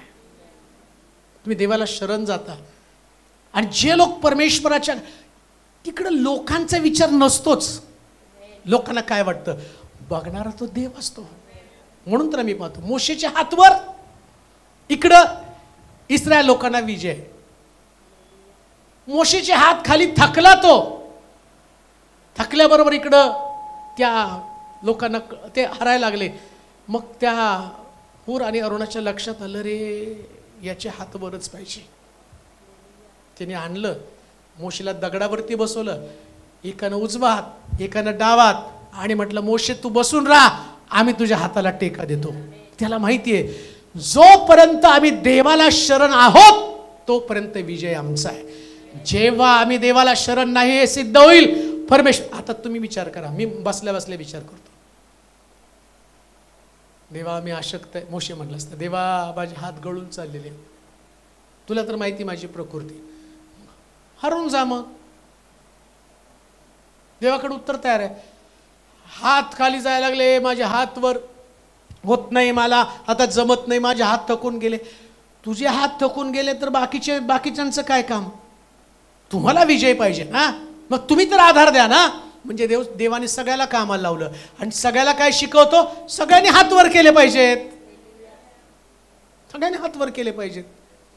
आता विचार करा, त्या दोघांना असं वाटलं असेल, जाताना त्यांच्या मनामध्ये पक्का निश्चय झाला असेल, काही झालं बाहूनी विजय मिळत नाही, बाहू देवासमोर वर केले तर विजय मिळतो, हे त्यांच्या डोक्यामध्ये आलं.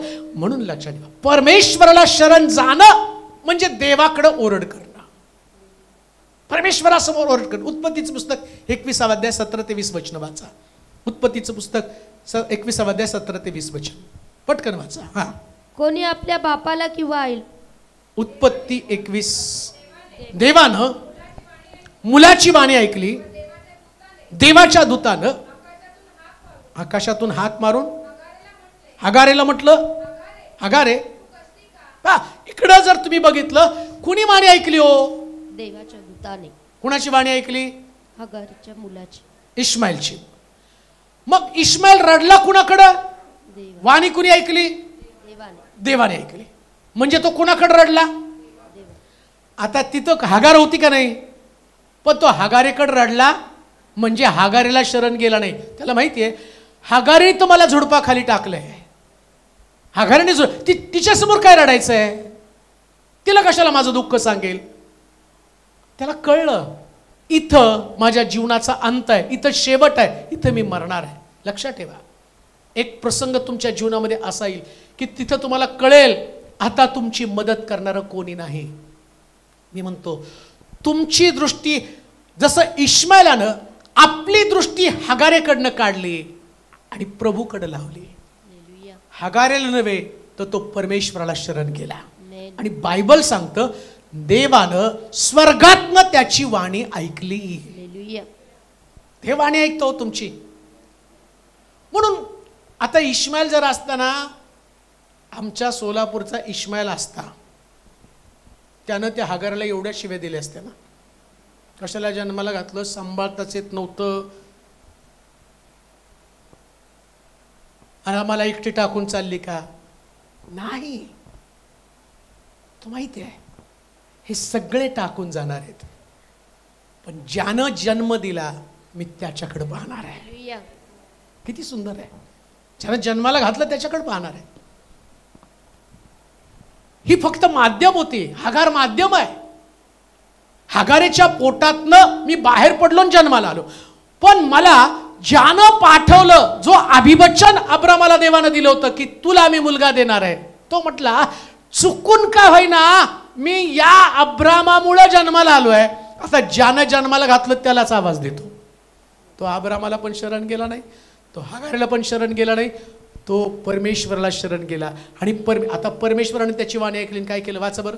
देवाने मुलाची वाणी ऐकली व देवाच्या दूतानं आकाशातून हाक मारून हगारेला म्हटलं, हगारे तू कष्टी का भिवू नको, कारण मुलगा आहे. तेथून देवानं त्याची वाणी ऐकली. उठ मुलास उचलून आपल्या हाती घट्ट धर. त्याच्यापासून मी एक मोठे राष्ट्र. जो परमेश्वराला शरण जातो परमेश्वर त्याला मोठा राष्ट्राचा आशीर्वाद देतो. जे परमेश्वराला शरण जातात त्याला कशाची वाण पडणार नाही. म्हणून कसली पण परिस्थिती असली ना, रडा पण देवासमोरच रडा. देवासमोर रडा. हगार पण रडत होती, इश्माईल पण रडत होता, पण देवानं हगारेचं रडणं ऐकलं नाही. मग कुणाचं ऐकलं? काय इश्माईलाचं ऐकलं? इश्माईल परमेश्वराला शरण गेला. तुम्ही ज्यावर रडता देवासमोर मोकळे होता, लक्षात घ्या तुमचं रडणं देव ऐकतो. का तर तुम्ही शरण गेलेला आहात, सरेंडर झालेला आहात. रडण्याची ताकद आहे बघा, जो रडतो तो. आणि तुम्ही जर बघा इथं जेव्हा शमूएलाच्या पुस्तकामध्ये तुम्ही गेला तर तिथं असं लिहिलं, हन्ना आपल्या नवऱ्याकडे पण रडली आणि हन्ना परमेश्वराच्या मंदिरात पण रडली. ऐका बरं का, नवऱ्याला शरण गेली, तिचा नवरा तिला मुलगा देणार होता, ज्या अर्थी पननीला मुलगा झाला, हन्नेला पण नवराच मुलगा देणार, म्हणजे हन्नेला पण देणार आहे. हन्ना शमूएला का हन्ना त्या तिच्या नवऱ्याकडं आणि रडली, आणि तो रडत असताना तो काय म्हणतो, बाई मी तुला मूल देऊ शकत नाही, पण मी तुला पनिनीच्या दुप्पट मी तुला देतो, सगळं दुप्पट देणार आहे. तिने ओळखलं याला शरण जाऊन काही फायदा नाही, हा सबस्टिट्यूट देतो, मुलगा देण्याच्या ऐवजी सगळं डबल देतो, मला 2 साड्या 2 दागिने हे 2, मला ते नको आहे, मला ओरिजिनल पाहिजे जो माझा आनंद आहे. आता बघा तिने नवऱ्याकडचं रडणं बंद केलं आणि परमेश्वराच्या मंदिरात गेली आणि परमेश्वराला शरण गेली आणि रडली. इश्माईल परमेश्वराला शरण गेला, रडला. हन्ना परमेश्वराला शरण गेली, रडली. शास्त्र सांगतं जे तिला अपेक्षित होतं त्याच्यापेक्षा भारी प्रभूनं तिला दिलं. परमेश्वराला शरण जाणाऱ्याला कोणत्याच गोष्टीची वाण पडणार. मग देवाला शरण जायचं ना, किती सुंदर आहे. प्रभूला शरण जायचं. देवा मी तुझ्यावरती अवलंबून आहे, मला माहिती की तू माझा दुर्ग, तू माझं लपण्याचं ठिकाण, तू माझा पुरवठा, तू सगळं काही देणार. आणि एक गोष्ट लक्षात ठेवा, जी देव तुम्हाला जन्माला घालताना सगळ्या गोष्टीची तरतूद करूनच पाठवत असतो, पण शरण जावं लागतं. एक छोटंसं उदाहरण तुम्हाला सांगतो. आई वडील रिटायर होतात, त्यांच्याकडे पैसे असतात. आता ते आपल्याकडचे आई वडील सगळं देऊन मोकळे होतात, पण तुम्ही जर बाहेर गेला ना तर तिथं बघा ते रिटायर झाले, त्यांच्याकडे पैसा असतो आणि ते आई वडील लेकरांना एवढ्यात दाखवत नाहीत. म्हणजे ज्यांना जे बिलिव्हर्स आहेत त्यांचं कसं असतं, त्यांचे अवलंबून देव देईल सगळं देऊन मोकळे होतात. पण त्यांच्याकडे बघा काही आई वडील असतात ना, ते किती पैसे मिळाले ते पण सांगत नाही, सगळं बँकेत ठासून भरत आहेत. पोरगा कामाला जातो, पण त्याला काहीतरी पाहिजे असतं, तो उगं भुनभुन लावत असतो तिथे, आणि भुनभुन लावल्याशिवाय यांची तिजोरी उघडत नाही. येते का लक्षात? मग खूप कुरकुर कुरकुर केल्यावर थोडंसं तिथं रडल्यावर लेकरांची फी भरायची, अमकं झालं तमकं झालं, गाडीचं टायर खराब झालं, हे झालं, तेवढं सगळं बोन केल्यावर ते म्हणतात हे आता बघा तुमच्या लेकरांची फी भरायची, तुम्ही त्या बापासमोरून तुम्ही फुटक्या टायरने फिरा मरा, पाप चुकून म्हणणार नाही की बाबा टायर घाल म्हणून. शरण का त्यावर तुम्हाला गव्हर्नमेंट असते ना, घर सोडलेलं असतं तुम्ही तुमच्या अहंकारामध्ये. आता माझी बायको मी राहतो, तुमचं म्हातारी तुम्ही राहा, आम्ही दोघं राहतो, ते कशाला, ते म्हणतात मर. आणि तिकडं गेल्यावर तुमचं सगळं कमी, टायर फुटतो, फीची अडचण येते, सगळं येतं. आता तुम्ही तुमच्या बापाला काय दिसत नाही वय मला, तुला जाताना दिसलं नाही, आता तुला उधळ्या पुत्र शरण आला ना बापाला. तुमच्या घरामध्ये भाकरीची रेलचल होती हो, मग माहिती आहे ना. मी आता इथं डोकराच्या शेंगा खात आहे, अरे माहिती आहे ना, मग ये ना तिथं, आला बापाकडं. मला तुमचा चाकर म्हणून मी तुमचा चाकर म्हणून मला मुलगा म्हणून घेण्याच्या योग्यतेचा नाही. बाप म्हणला ठीक आहे, तुला कळलं नाही. मग तो होतं आता हा माझा चाकर नाही, माझा हरवलेला मुलगा मला परत, ह्याला शरण जाणं म्हटलेलं आहे. मिळतो अधिकार, मिळतो दर्जा. शरण तर गेलं पाहिजे ना बापाला. परमेश्वराला शरण जा. शरण गेल्यावर जे तुमचं गेलं देव तुम्हाला परत देतो. म्हणून म्हणलं कोणत्याही चांगल्या गोष्टीचं शरण जा. लक्षात ठेवा, सगळं तुमच्या जीवनामध्ये गेलेले आशीर्वाद देव परत तुम्हाला देणार आहे. कधी? शरण गेल्यावर. फार सुंदर आहे बरं काय. मी म्हटलं ना, आत्मिक जीवन याच्यामध्ये चढ उतार चालू असतात, वर जाणं खाली येणं हे चालूच असतं. असं नाही की एक माणूस गेला आणि तो एकदम भर्र झालं, क्रॉस झाला. तो प्रत्येकाच्या जीवनामध्ये, आत्मिक जीवनामध्ये टप्पे आहेत. कधी खाली पडतात, कधी वर जातात. तुम्ही पडलेच नाही तर मग तुम्ही देवच म्हणावं लागेल. वचनात काय लिहिलं? धार्मिक किती वेळा? मग देवाला माहिती नाही हे पडतेत, हे झडतेत, पण शरण तर जायला पाहिजे ना, सरेंडर व्हायला पाहिजे ना. म्हटलं कन्फेशन. आता एक अजून वचन वाचा, आमोसचं पुस्तक 4 अध्याय 6 ते 8 वचन, फार सुंदर लिहिले. शरण जाण्याचे परिणाम काय म्हटलंय? आमोसचं पुस्तक 4 अध्याय 6 ते 8 वचन. आमोस 4:6 ते 8.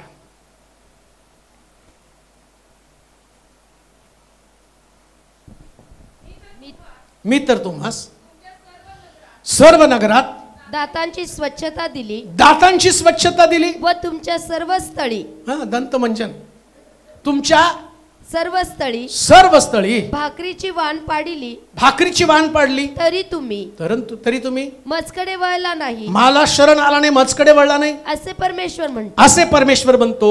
कापणीला अद्यापि 3 महिने आहेत, तोच पाऊस तुम्हाकडे जाऊ नये, म्हणून मी तो आवरून धरिला. पाऊस पण आवरून धरला. तो एका नगरावर पडावा, एकावर पडू नये, असे मी केले. एका शेतावर पाऊस पडला, एका शेतावर पडला नाही, ते सुकून गेलं. 2-3 गाव पाणी पिण्यासाठी एका गावात पडत झडत गेले, त्यांची तृप्ती झाली नाही, तरी तुम्ही मजकडे वळला नाही, असे परमेश्वर म्हणतो. आता काय घडतं? परमेश्वराला शरण गेलं नाही. आता त्यांनी म्हटलं की मला शरण, 34 अध्याय स्तोत्र 10 वचन काय म्हटलं, वाचा बरं परत एकदा. तरुण सिंहासही वाण पडेल व त्यांची उपासमार होईल, पण परमेश्वराला शरण जाणाऱ्याला कोणत्याही चांगल्या वस्तूची चांगल्या वस्तूची best fridge, best TV, serial बघायला नाही बरं का, वचन ऐकायला. Best TV, best fridge, best घर, बेस्ट गाडी, सगळं बेस्ट. पण कसं? आता नुसतं बेस्ट गाडी म्हणलं होती, आमीन चालू. पण कसं? परमेश्वराला शरण जाणाऱ्यांना. आता बघा, तो तुम्हाला मी शरण जाण्यासाठी वेगवेगळ्या पद्धतीने सांगितलं, शरण या. तुम्ही शरणच गेला नाही. तो काय म्हटलं माहितीये, तुम्हाला दात स्वच्छ, काय हो शब्द, मी तुम्हाला तुमच्या सर्व नगरात दातांची स्वच्छता दिली, व तुमच्या सर्व स्थळी. एवढं बिर्याणी खाऊन चूळ भरत होता, खात होता, चूळ भरत होता, दाताची स्वच्छता, चांगलं मंजन करून दात घासत होता, एवढी समृद्धी. आता हे कोण करतं माहिती का? अहो ते खड्डे खोदणारे दात घासतात का नाही माहित नाही, काम करत हे सवय कोणाची आहे? ज्याचं सगळं जीवन चांगलं असतं, दिवसात 3-4 वेळा घासतात लोक. सगळं चांगलं असेल तर दात घासत बसाल ना, चांगलं नसलं तर दात घासायला आठवतात तरी कशाला? जावं जंगलामध्ये, सिंह दात घासतोय का? त्याला रोज उठून शिकारीचं पडलेलं असतंय, तो कुठला दात घासत असतो? काम करणाऱ्या कष्टकरी व लोकांना कुठलं दात? ते जाता झाडाची, ते आता इथं जातात, बाबळीचं झाड आहे, कांडी घ्यायची फिरून. तुम्ही मात्र घरामध्ये बसून तो तुम्ही दात स्वच्छ करत होता. एवढी समृद्धी प्रभूने दिली. अजून काय केलं? व तुमच्या सगळ्या स्थळी भाकरीची वाण पाडिली. आधी काय केलं त्यांनी? दातांची स्वच्छता दिली. पुढे व तुमच्या सर्व स्थळी भाकरीची वाण पाडली, तरी तुम्ही मजकडे वळला नाही. दातांची स्वच्छता दिली, दात घासतच बसले, शरण जायला तयार नाही.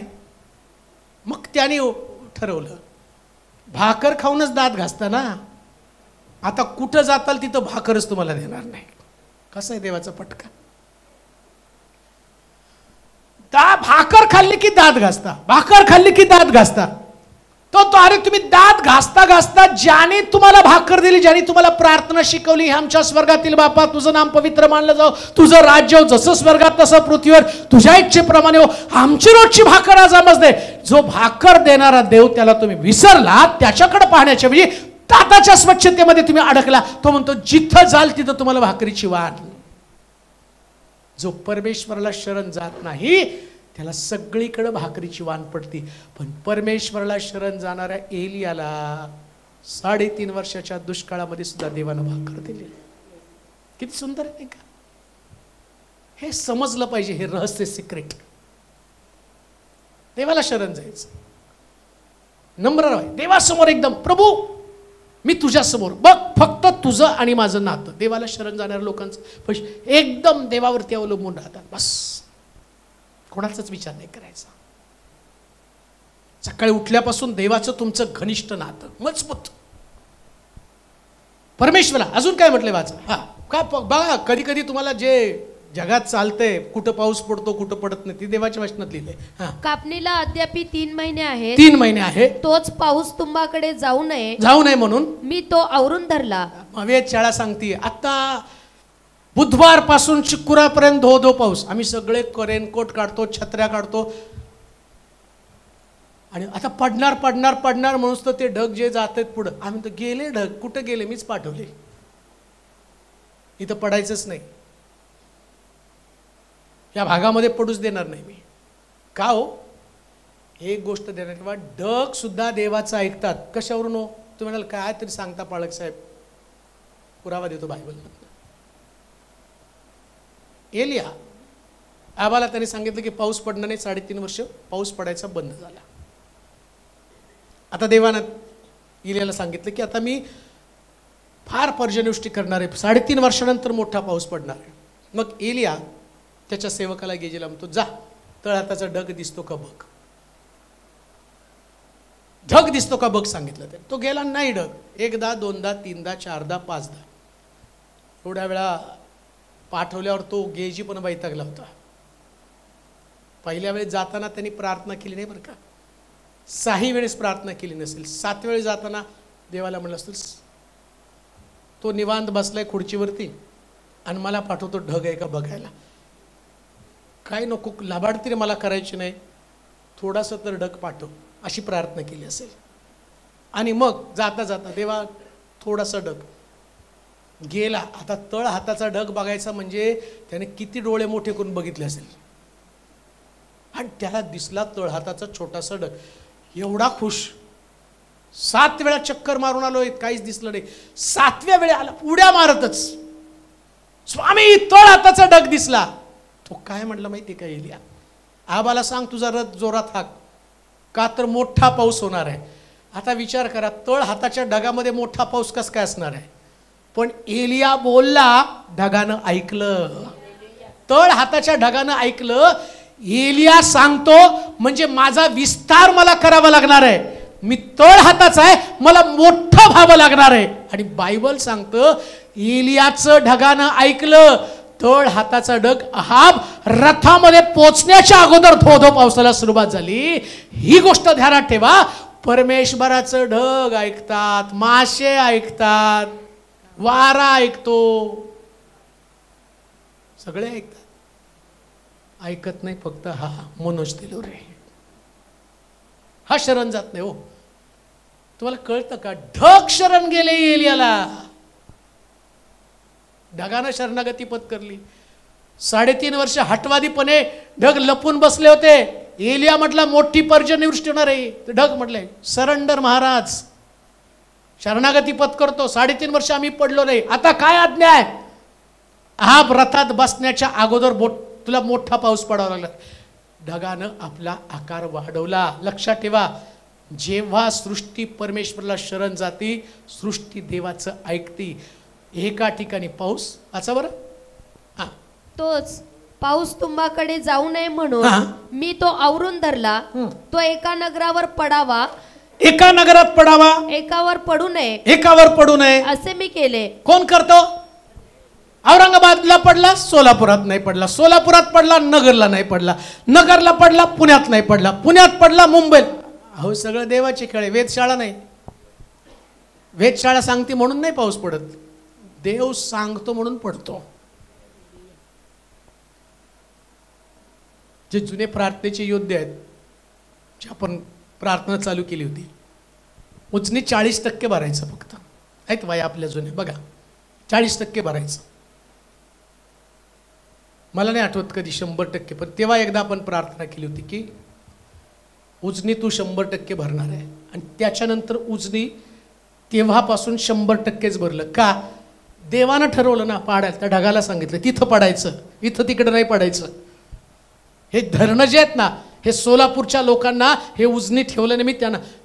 आता अशी प्रार्थना करा, टाक्या व्हाव्यात, म्हणजे रोज तर पाणी येईल.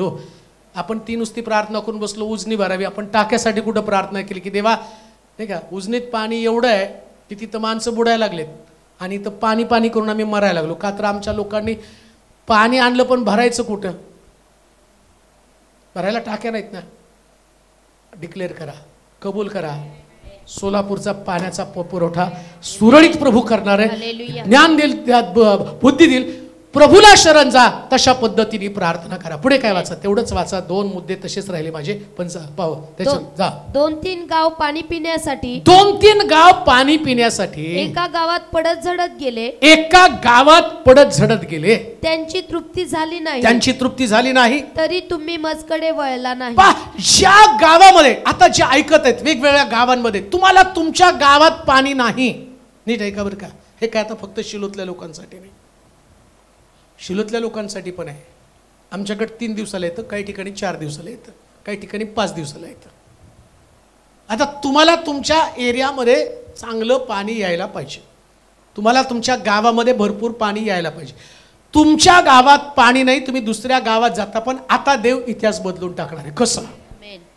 तुमच्या गावातल्या लोकांनी सरकारला शरण जाऊ नका, महापालिकेला शरण जाऊ नका, राज्यकर्त्याला शरण जाऊ नका, शरण फक्त देवाला जा. देव सगळी परिस्थिती बदलून टाकेल. हे कळतच नाही.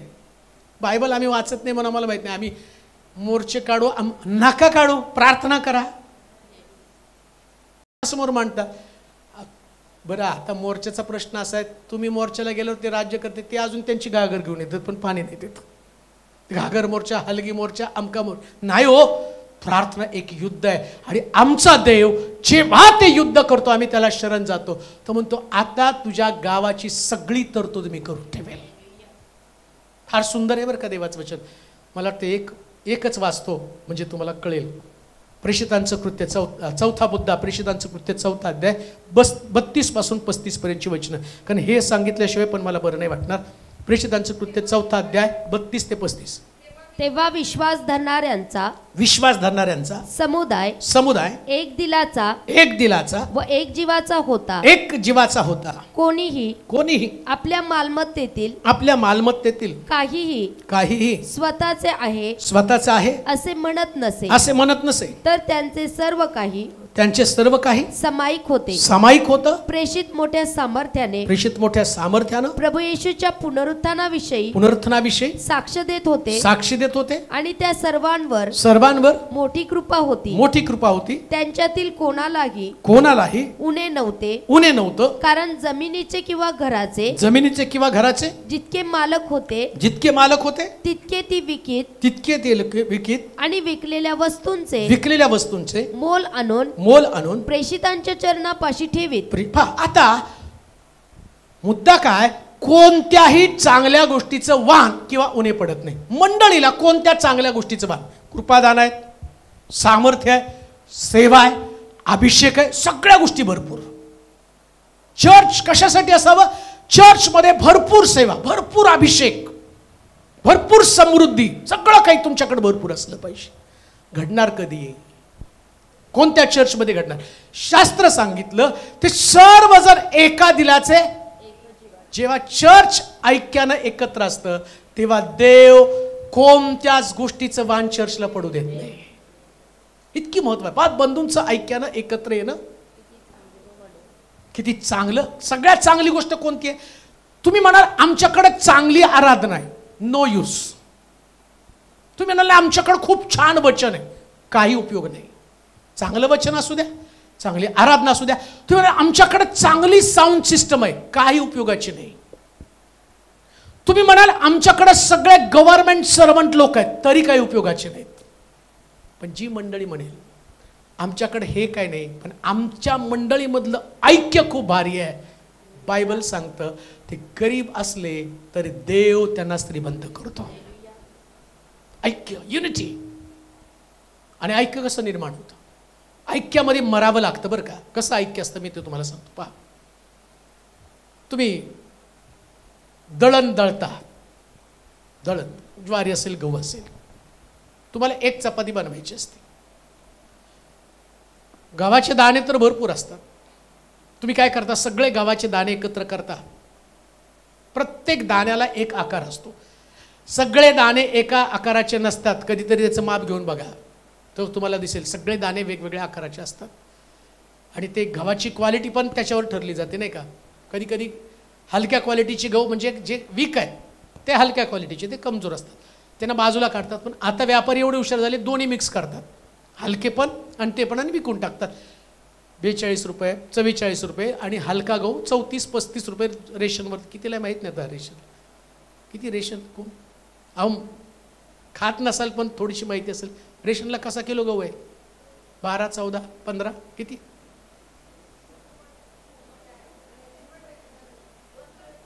बंद झालं? फुकट आहे? लई डेंजर झालं. मोदीने नाही तो कारभार करून ठेवला, त्याच्याने लोक कामाला आहे ना. तरी म्हटलं कामाला बाया का मिळणार? फुकट गहू मिळाल्यावर कशाला बाया देत कामाला? तर विचारत येत होत्या, तुमच्याकडे काम आहे का, तुमच्याकडे काम आहे. आता पकडून आणावं लागतं, ते जाते फुकट गहू. बरं फुकट गहू मिळतो त्याला कुठं क्वालिटी हो? काहीच क्वालिटी नाही, बुसका सडलेला घाणेरडा गहू. तुम्ही दुकानात गेला तर तो जवळजवळ 40, 42, 44 खिल तसा आहे, 45, 50 पर्यंत गहू आहे. बरं तो किती पण भारी घेऊन आला, आणि गव्हाचा दाना तिथं तो काय म्हणतो माहिती का? मी आहे तर भाकरच होणार नाही. आता विचार करा, या दाण्यानं स्वतःला बाजूला केलं, असे एक एक दाणे बाजूला झाले, तर चपाती होईल का? भरपुरीचं सांगत आहे मी तुम्हाला. मग काय केलं जातं? सगळे दाणे एकत्र केले जातात, नीट ऐका बरं का, आणि त्या चक्कीमध्ये टाकले जातात. आता चक्कीमध्ये दाण्यांचा संघर्ष आहे. जसं त्या जात्यावरती पडल्यावरती ना, एक दाणा दुसऱ्या दाण्याला घासतो आणि वरून चक्की ती फिरली जाते. तेच पाप जे जात्याचं पाप काय म्हणतात, जात असतं ते जात्याचं वरचं पान, ते त्याच्यावर फिरतं, आणि फिरताना सगळे दाणे सारखे भरडले जातात बरं का. ते जात्याचं पान असं नाही करत की नाही ह्या दाण्याला ना जरा कमी भरडायचं, नाही तुला नाही जास्त त्रास देत, सगळ्यालाच भरडून काढतं. बरं ते भरडताना ते दाणे पण काय करतात माहिती का? निवांत फिरतात. ते फिरताना त्यांना एक आनंद असतो. आता पीठ तयार होणार आहे, आणि एकदा पीठ झालं, कोणत्या दाण्याला कोणाचा आकार नसतो, सगळे एका चपातीमध्ये समाविष्ट असतात, पण ते दाणे त्याच्यात असतात, त्यांचं अस्तित्व नसतं. तसं लक्षात ठेवा, मंडळी तशीच असते. जेव्हा तुम्ही चर्चमध्ये येता, देवाचं वचन तुम्हाला भरडण्याचं काम करतं. सगळे मरतात, एक जीव होतात, त्यांचं स्वतःचं अस्तित्व दिसत नसतं. जसं चपातीचं अस्तित्व, तसं ख्रिस्ताचं अस्तित्व तुमच्यामध्ये दिसलं जातं. मग तिथं या मंडळीतल्या ऐक्याला तो म्हणतो, त्याला काही उन. काय सुंदर आहे नाही का? कसं मंडळीमधलं ऐक्य असणं गरजेचं.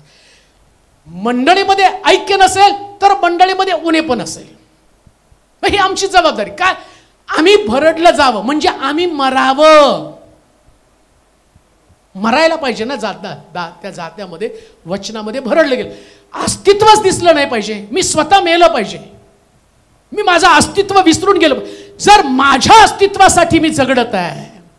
आज मंडळांमध्ये प्रॉब्लेम हाच आहे. तुम्ही बघितलं तर तिथं प्रत्येक जण आपापलं मत मांडून, मला निवडून द्या, मला निवडून द्या. तुम्ही काय बघता तिथेच आहे सगळे मत. मग तिथं कमतरता असते. ना तिथं अभिषेक आहे, ना तिथं सामर्थ्य आहे, ना आत्म्याची कृपादानं. मी त्याच्याविषयी नाही बोलत, आर्थिक समृद्धीविषयी बोलत नाही. मंडळी कशासाठी? आर्थिक समृद्धी विश्वासणाऱ्या प्रत्येक व्यक्तीला त्याचं देवाशी असणारं नातं, व्यक्तिगत नातं, देवाबरोबर तो कसा चालतो याच्यावर देव त्याला देत असतो. ते मंडळीचे आशीर्वाद नसतील. तुम्हाला मंडळीच्या आशीर्वादासंबंधाने मी बोलत आहे. मी आर्थिक दृष्टी, आता तुम्ही इथं सगळ्याला गव्हर्नमेंट जॉब नाहीये, सगळ्यांनाच भरपूर पगार नाहीये, सगळ्यांना स्वतःची घरं नाहीत. तुम्ही एकाच मंडळीत येतं, मग तुम्हाला वेगवेगळं कसं? ते तुमचं व्यक्तिगत देवाशी असणारा संबंध आहे. सगळे सेवा करतात, सगळ्या पालकांकडे आशीर्वाद नाही, काहीच पालकांकडे आशीर्वाद आहे. ते तुमचे व्यक्तिगत संबंध आहे. मी मंडळी संबंधानं बोलते. मंडळी, चर्चमध्ये आशीर्वाद कोणते? मी आर्थिक आशीर्वाद नाही बोलणार, देव तुम्हाला देणार आहे ते आज्ञापालन केल्यावर. पण मंडळी आशीर्वादित कोणती? ज्या मंडळीमध्ये वेगवेगळ्या कृपादानांची ओतणी आहे, जी मंडळी प्रार्थना करते आणि बाहेर लोकांची बंधनं तुटली जातात, ते मंडळीचे आशीर्वाद आहेत. हजारो लोकांची भर मंडळीमध्ये पडती. तारण पावत असले लोकांची पहिल्या मंडळीचं वैशिष्ट्य, प्रति दिवशी त्यांच्यामध्ये हजारो लोकांची भर पडत होती. प्रति दिवशी काय आशीर्वाद होता त्या मंडळीमध्ये. आणि एवढंच नव्हे हो, लोक बाहेर वाट बघत होते बरं का त्या मंडळीला. त्या मंडळीतलं ऐक्य किती भारी होतं ते तुम्हाला सांगतो. जेव्हा चर्चमधनं प्रेषित लोक बाहेर पडत होते ना, तर लोक वाट पाहायचे की यावं पौलानं, यावं पेत्रानं, याच्या सावलीने आम्ही बरे हो. ही युनिटीची ताकद आहे, तो अभिषेक आहे. तो अभिषेक तुमच्यामध्ये असला पाहिजे. इतकं एक जीव झालं पाहिजे, एवढं ऐक्य तुमच्यामध्ये. अनॉइंटिंग तोपर्यंत येत नाही जोपर्यंत अहरोनाच्या मस्तकावर ओतलेल्या बहुमोल तेलासारखं प्रत्येक अवयवानं एकमेकाला बिलगून राहिलं पाहिजे. घनिष्ठ सर अवयव विभक्त झाला, युनिटी तुटली, ऐक्य तुटलं. आणि ऐक्य तुटलं की अभिषेक गेला. भरपुरी कशी असणार आहे? ऐक्य. आणि ऐक्यासाठी स्वतःचं अस्तित्व संपून टाकलं पाहिजे. मी नाही, पौल म्हणतो मी नाही, माझ्या ठाई ख्रिस्त राहतो. मग तिथे असं म्हटलं, अच्छा ते 33 वचन. तेव्हा विश्वास धरणाऱ्यांचा समुदाय एक दिलाचा व एक जीवाचा होता. एक दिलाचा व एक जीवाचा होता. आता त्याचा परिणाम काय झाला पहा. कोणीही आपल्या मालमत्तेतील काहीही स्वतःचे आहे असे म्हणत नसे, तर त्यांचे सर्व काही समायिक होते. सर्व काही समायिक होतं. प्रेषित मोठ्या सामर्थ्याने, प्रेषित मोठ्या सामर्थ्यानं प्रभू येशूच्या पुनरुत्थानाविषयी साक्ष देत होते. आणि त्या सर्वांवर मोठी कृपा होती. त्यांच्यातील कोणालाही उणे नव्हते. जर मंडळीमध्ये ऐक्य असेल, उणे तर पडणार नाहीच, पण त्याच्या पलीकडे जाऊन म्हटलं सामर्थ्याची सेवा. हो, सामर्थ्याची सेवा. चर्च मध्ये सगळ्यात जास्त अनॉइंटिंग केव्हा येतं पहा. मी अनॉइंटिंग संबंधाने बोलत आहे. हा तर सेपरेट विषय, मी याच्याविषयी तुम्हाला कधीतरी सांगेल. पण मला तुम्हाला सांगायचं की चर्च, खरी मंडळी, खरं चर्च, त्याच्यामध्ये अनॉइंटिंग केव्हा वाहतं? ज्या लोकांचे विचार एक बनतात. आणि एक विचार म्हणजे नेमकं काय? सेवा हा फक्त विचार बरं का.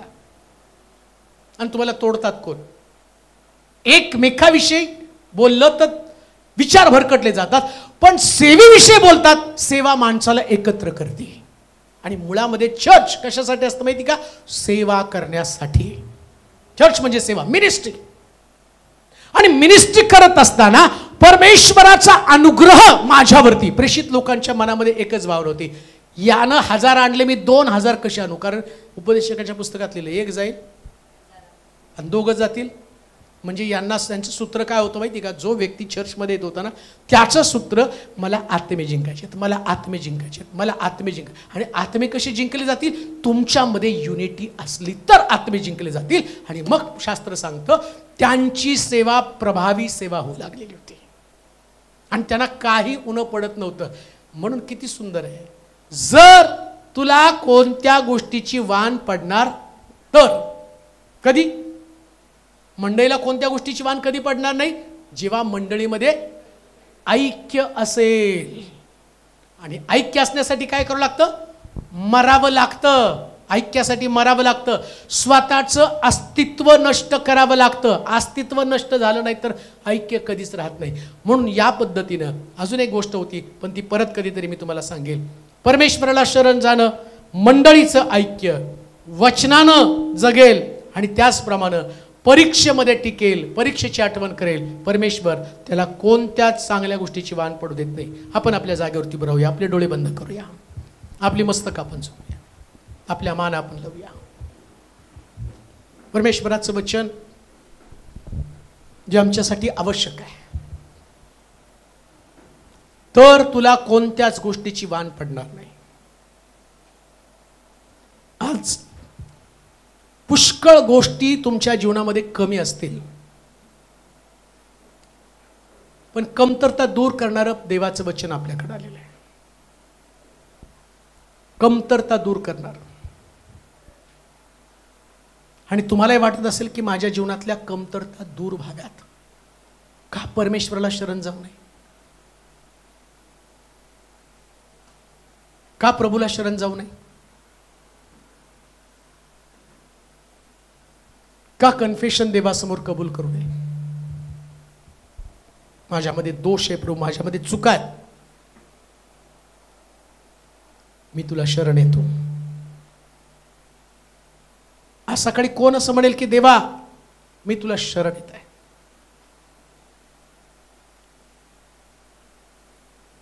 शरण जाणं म्हणजे देवासमोर सगळ्या गोष्टीची कबुली देणं. आपण स्वतःला प्रामाणिक राहूया. मंडळी एका दिलाची एका चित्ताची होती. त्यांचं सर्व काही सामायिक होतं,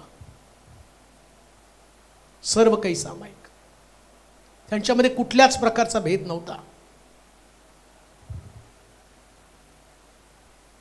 आणि त्यातल्या कोणाला कोणत्याच गोष्टीचं उन नव्हतं.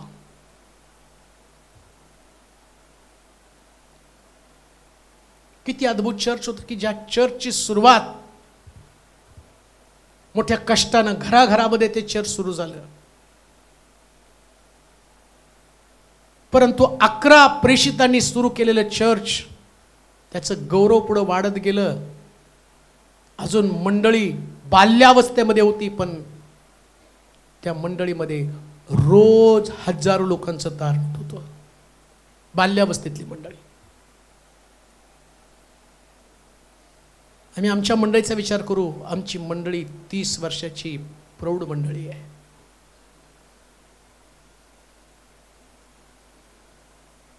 का हजारो लोकांची भर पडत नाही?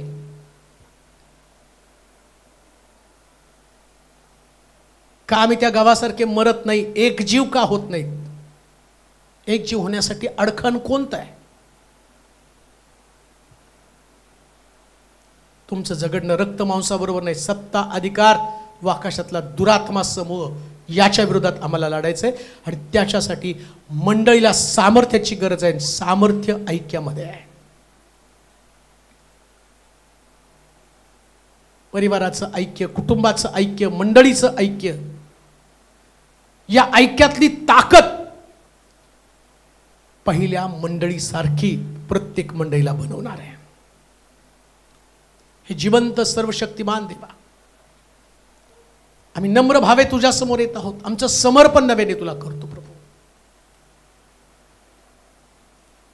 तर तुला कोणत्याच गोष्टीची वाण पडणार नाही यानं आम्हाला विचार करण्यासाठी भाग पाडलं. 40 वर्षाच्या प्रवासामध्ये किती मोठे चमत्कार त्या लोकांनी अनुभवले. आम्ही सुद्धा राहनातली मंडळी आहोत. 30 वर्षाच्या प्रवासामध्ये आम्ही फार मोठे मोठे चमत्कार अनुभवले प्रभूजी. एक काळ आमच्याकडे काही नव्हतं. आम्ही कर्जबाजारी, कफल्लक, आमचं राहणीमान नीट नव्हतं. शहरामध्ये या भागामध्ये आम्हाला ओळखणारं कोणी नव्हतं. फक्त तुझ्या वचनावर विश्वास ठेवून आम्ही निघालो. आणि आज किती मोठं गौरव तू आम्हाला दिलं, किती मोठं गौरव दिलं. याचं श्रेय आम्हाला नाही माझ्या देवा, याचं श्रेय तुला आहे. तू नसता तरी कोणतीच गोष्ट साध्य झाली नसती. आम्ही तुझे आभार मानतो प्रभूजी. जेव्हा मंडळी स्थापन झाली, या शहरामध्ये ना रस्ते होते, ना शिक्षण संस्था होत्या, ना पाण्याची सुविधा होती, ना कारखाने होते. पण आज आम्ही जिथं आहोत, आज जी परिस्थिती तू बदलली, इथं रस्ते झाले, मोठमोठ्या इन्स्टिट्यूट झाल्या, शिक्षण संस्था झाल्या, पाण्याचा प्रश्न सोडवला. एवढंच नव्हे, सोलापूरमध्ये IT पार्कची स्थापना होणार आहे. याच्यापेक्षा मोठ्या गोष्टी कोणत्या आहेत की आमचे तरुण तिथं कामाला जाणार. एवढं गौरव तो दिलेला आहे. प्रत्येक व्यक्तीचे विचार बदल. एक दिलाचं, एक चित्ताचं त्यांना बनव प्रभूजी. मंडळीला जर अधिक गौरवाकडे न्यायचंय तर प्रत्येकाचं चित्त फक्त देवाच्या आत्म्याने प्रेरित असावं. जे लोक दुरून या ठिकाणामध्ये आलेले आहेत, तुझं अभिवचन घेऊन आज ते मंदिरात आलेले आहेत. आणि मला हा विश्वास आहे, करींचं पाणी इथं आलं, कावळे पण या ठिकाणामध्ये आहेत. जाताना ते आशीर्वादित होऊन जाणार आहेत. त्यांच्याकडे पुढे साक्ष येऊ दे. पुन्हा जेव्हा ते आपल्या इच्छित स्थळी जातील, त्यास प्रभूचं अभिवचन त्यांच्या जीवनात पूर्ण झालं, याविषयीचे कॉल्स येऊ दे. आणि जे लोक येण्याच्या वाटेवरती होते, ज्यांना येण्याची इच्छा होती पण आज येऊ शकलेत, अशांची आम्ही आठवण करतो. त्यांना घेऊन ये यासाठी की इथले आशीर्वाद त्यांनी अनुभवेत. धन्यवाद देतो, तुझी स्तुती करतो. तुझ्या पवित्र श्रेष्ठ गौरवी नावाला महिमा देत येशूच्या नावात ही प्रार्थना विनवणी केली म्हणून तो ऐक. आमेन. आता देवबापाची प्रीती, प्रभू येशू ख्रिस्ताची कृपा, पवित्र आत्म्याची सहभागिता तुम्हा सर्वांबरोबर आता आणि सर्व काळ असो.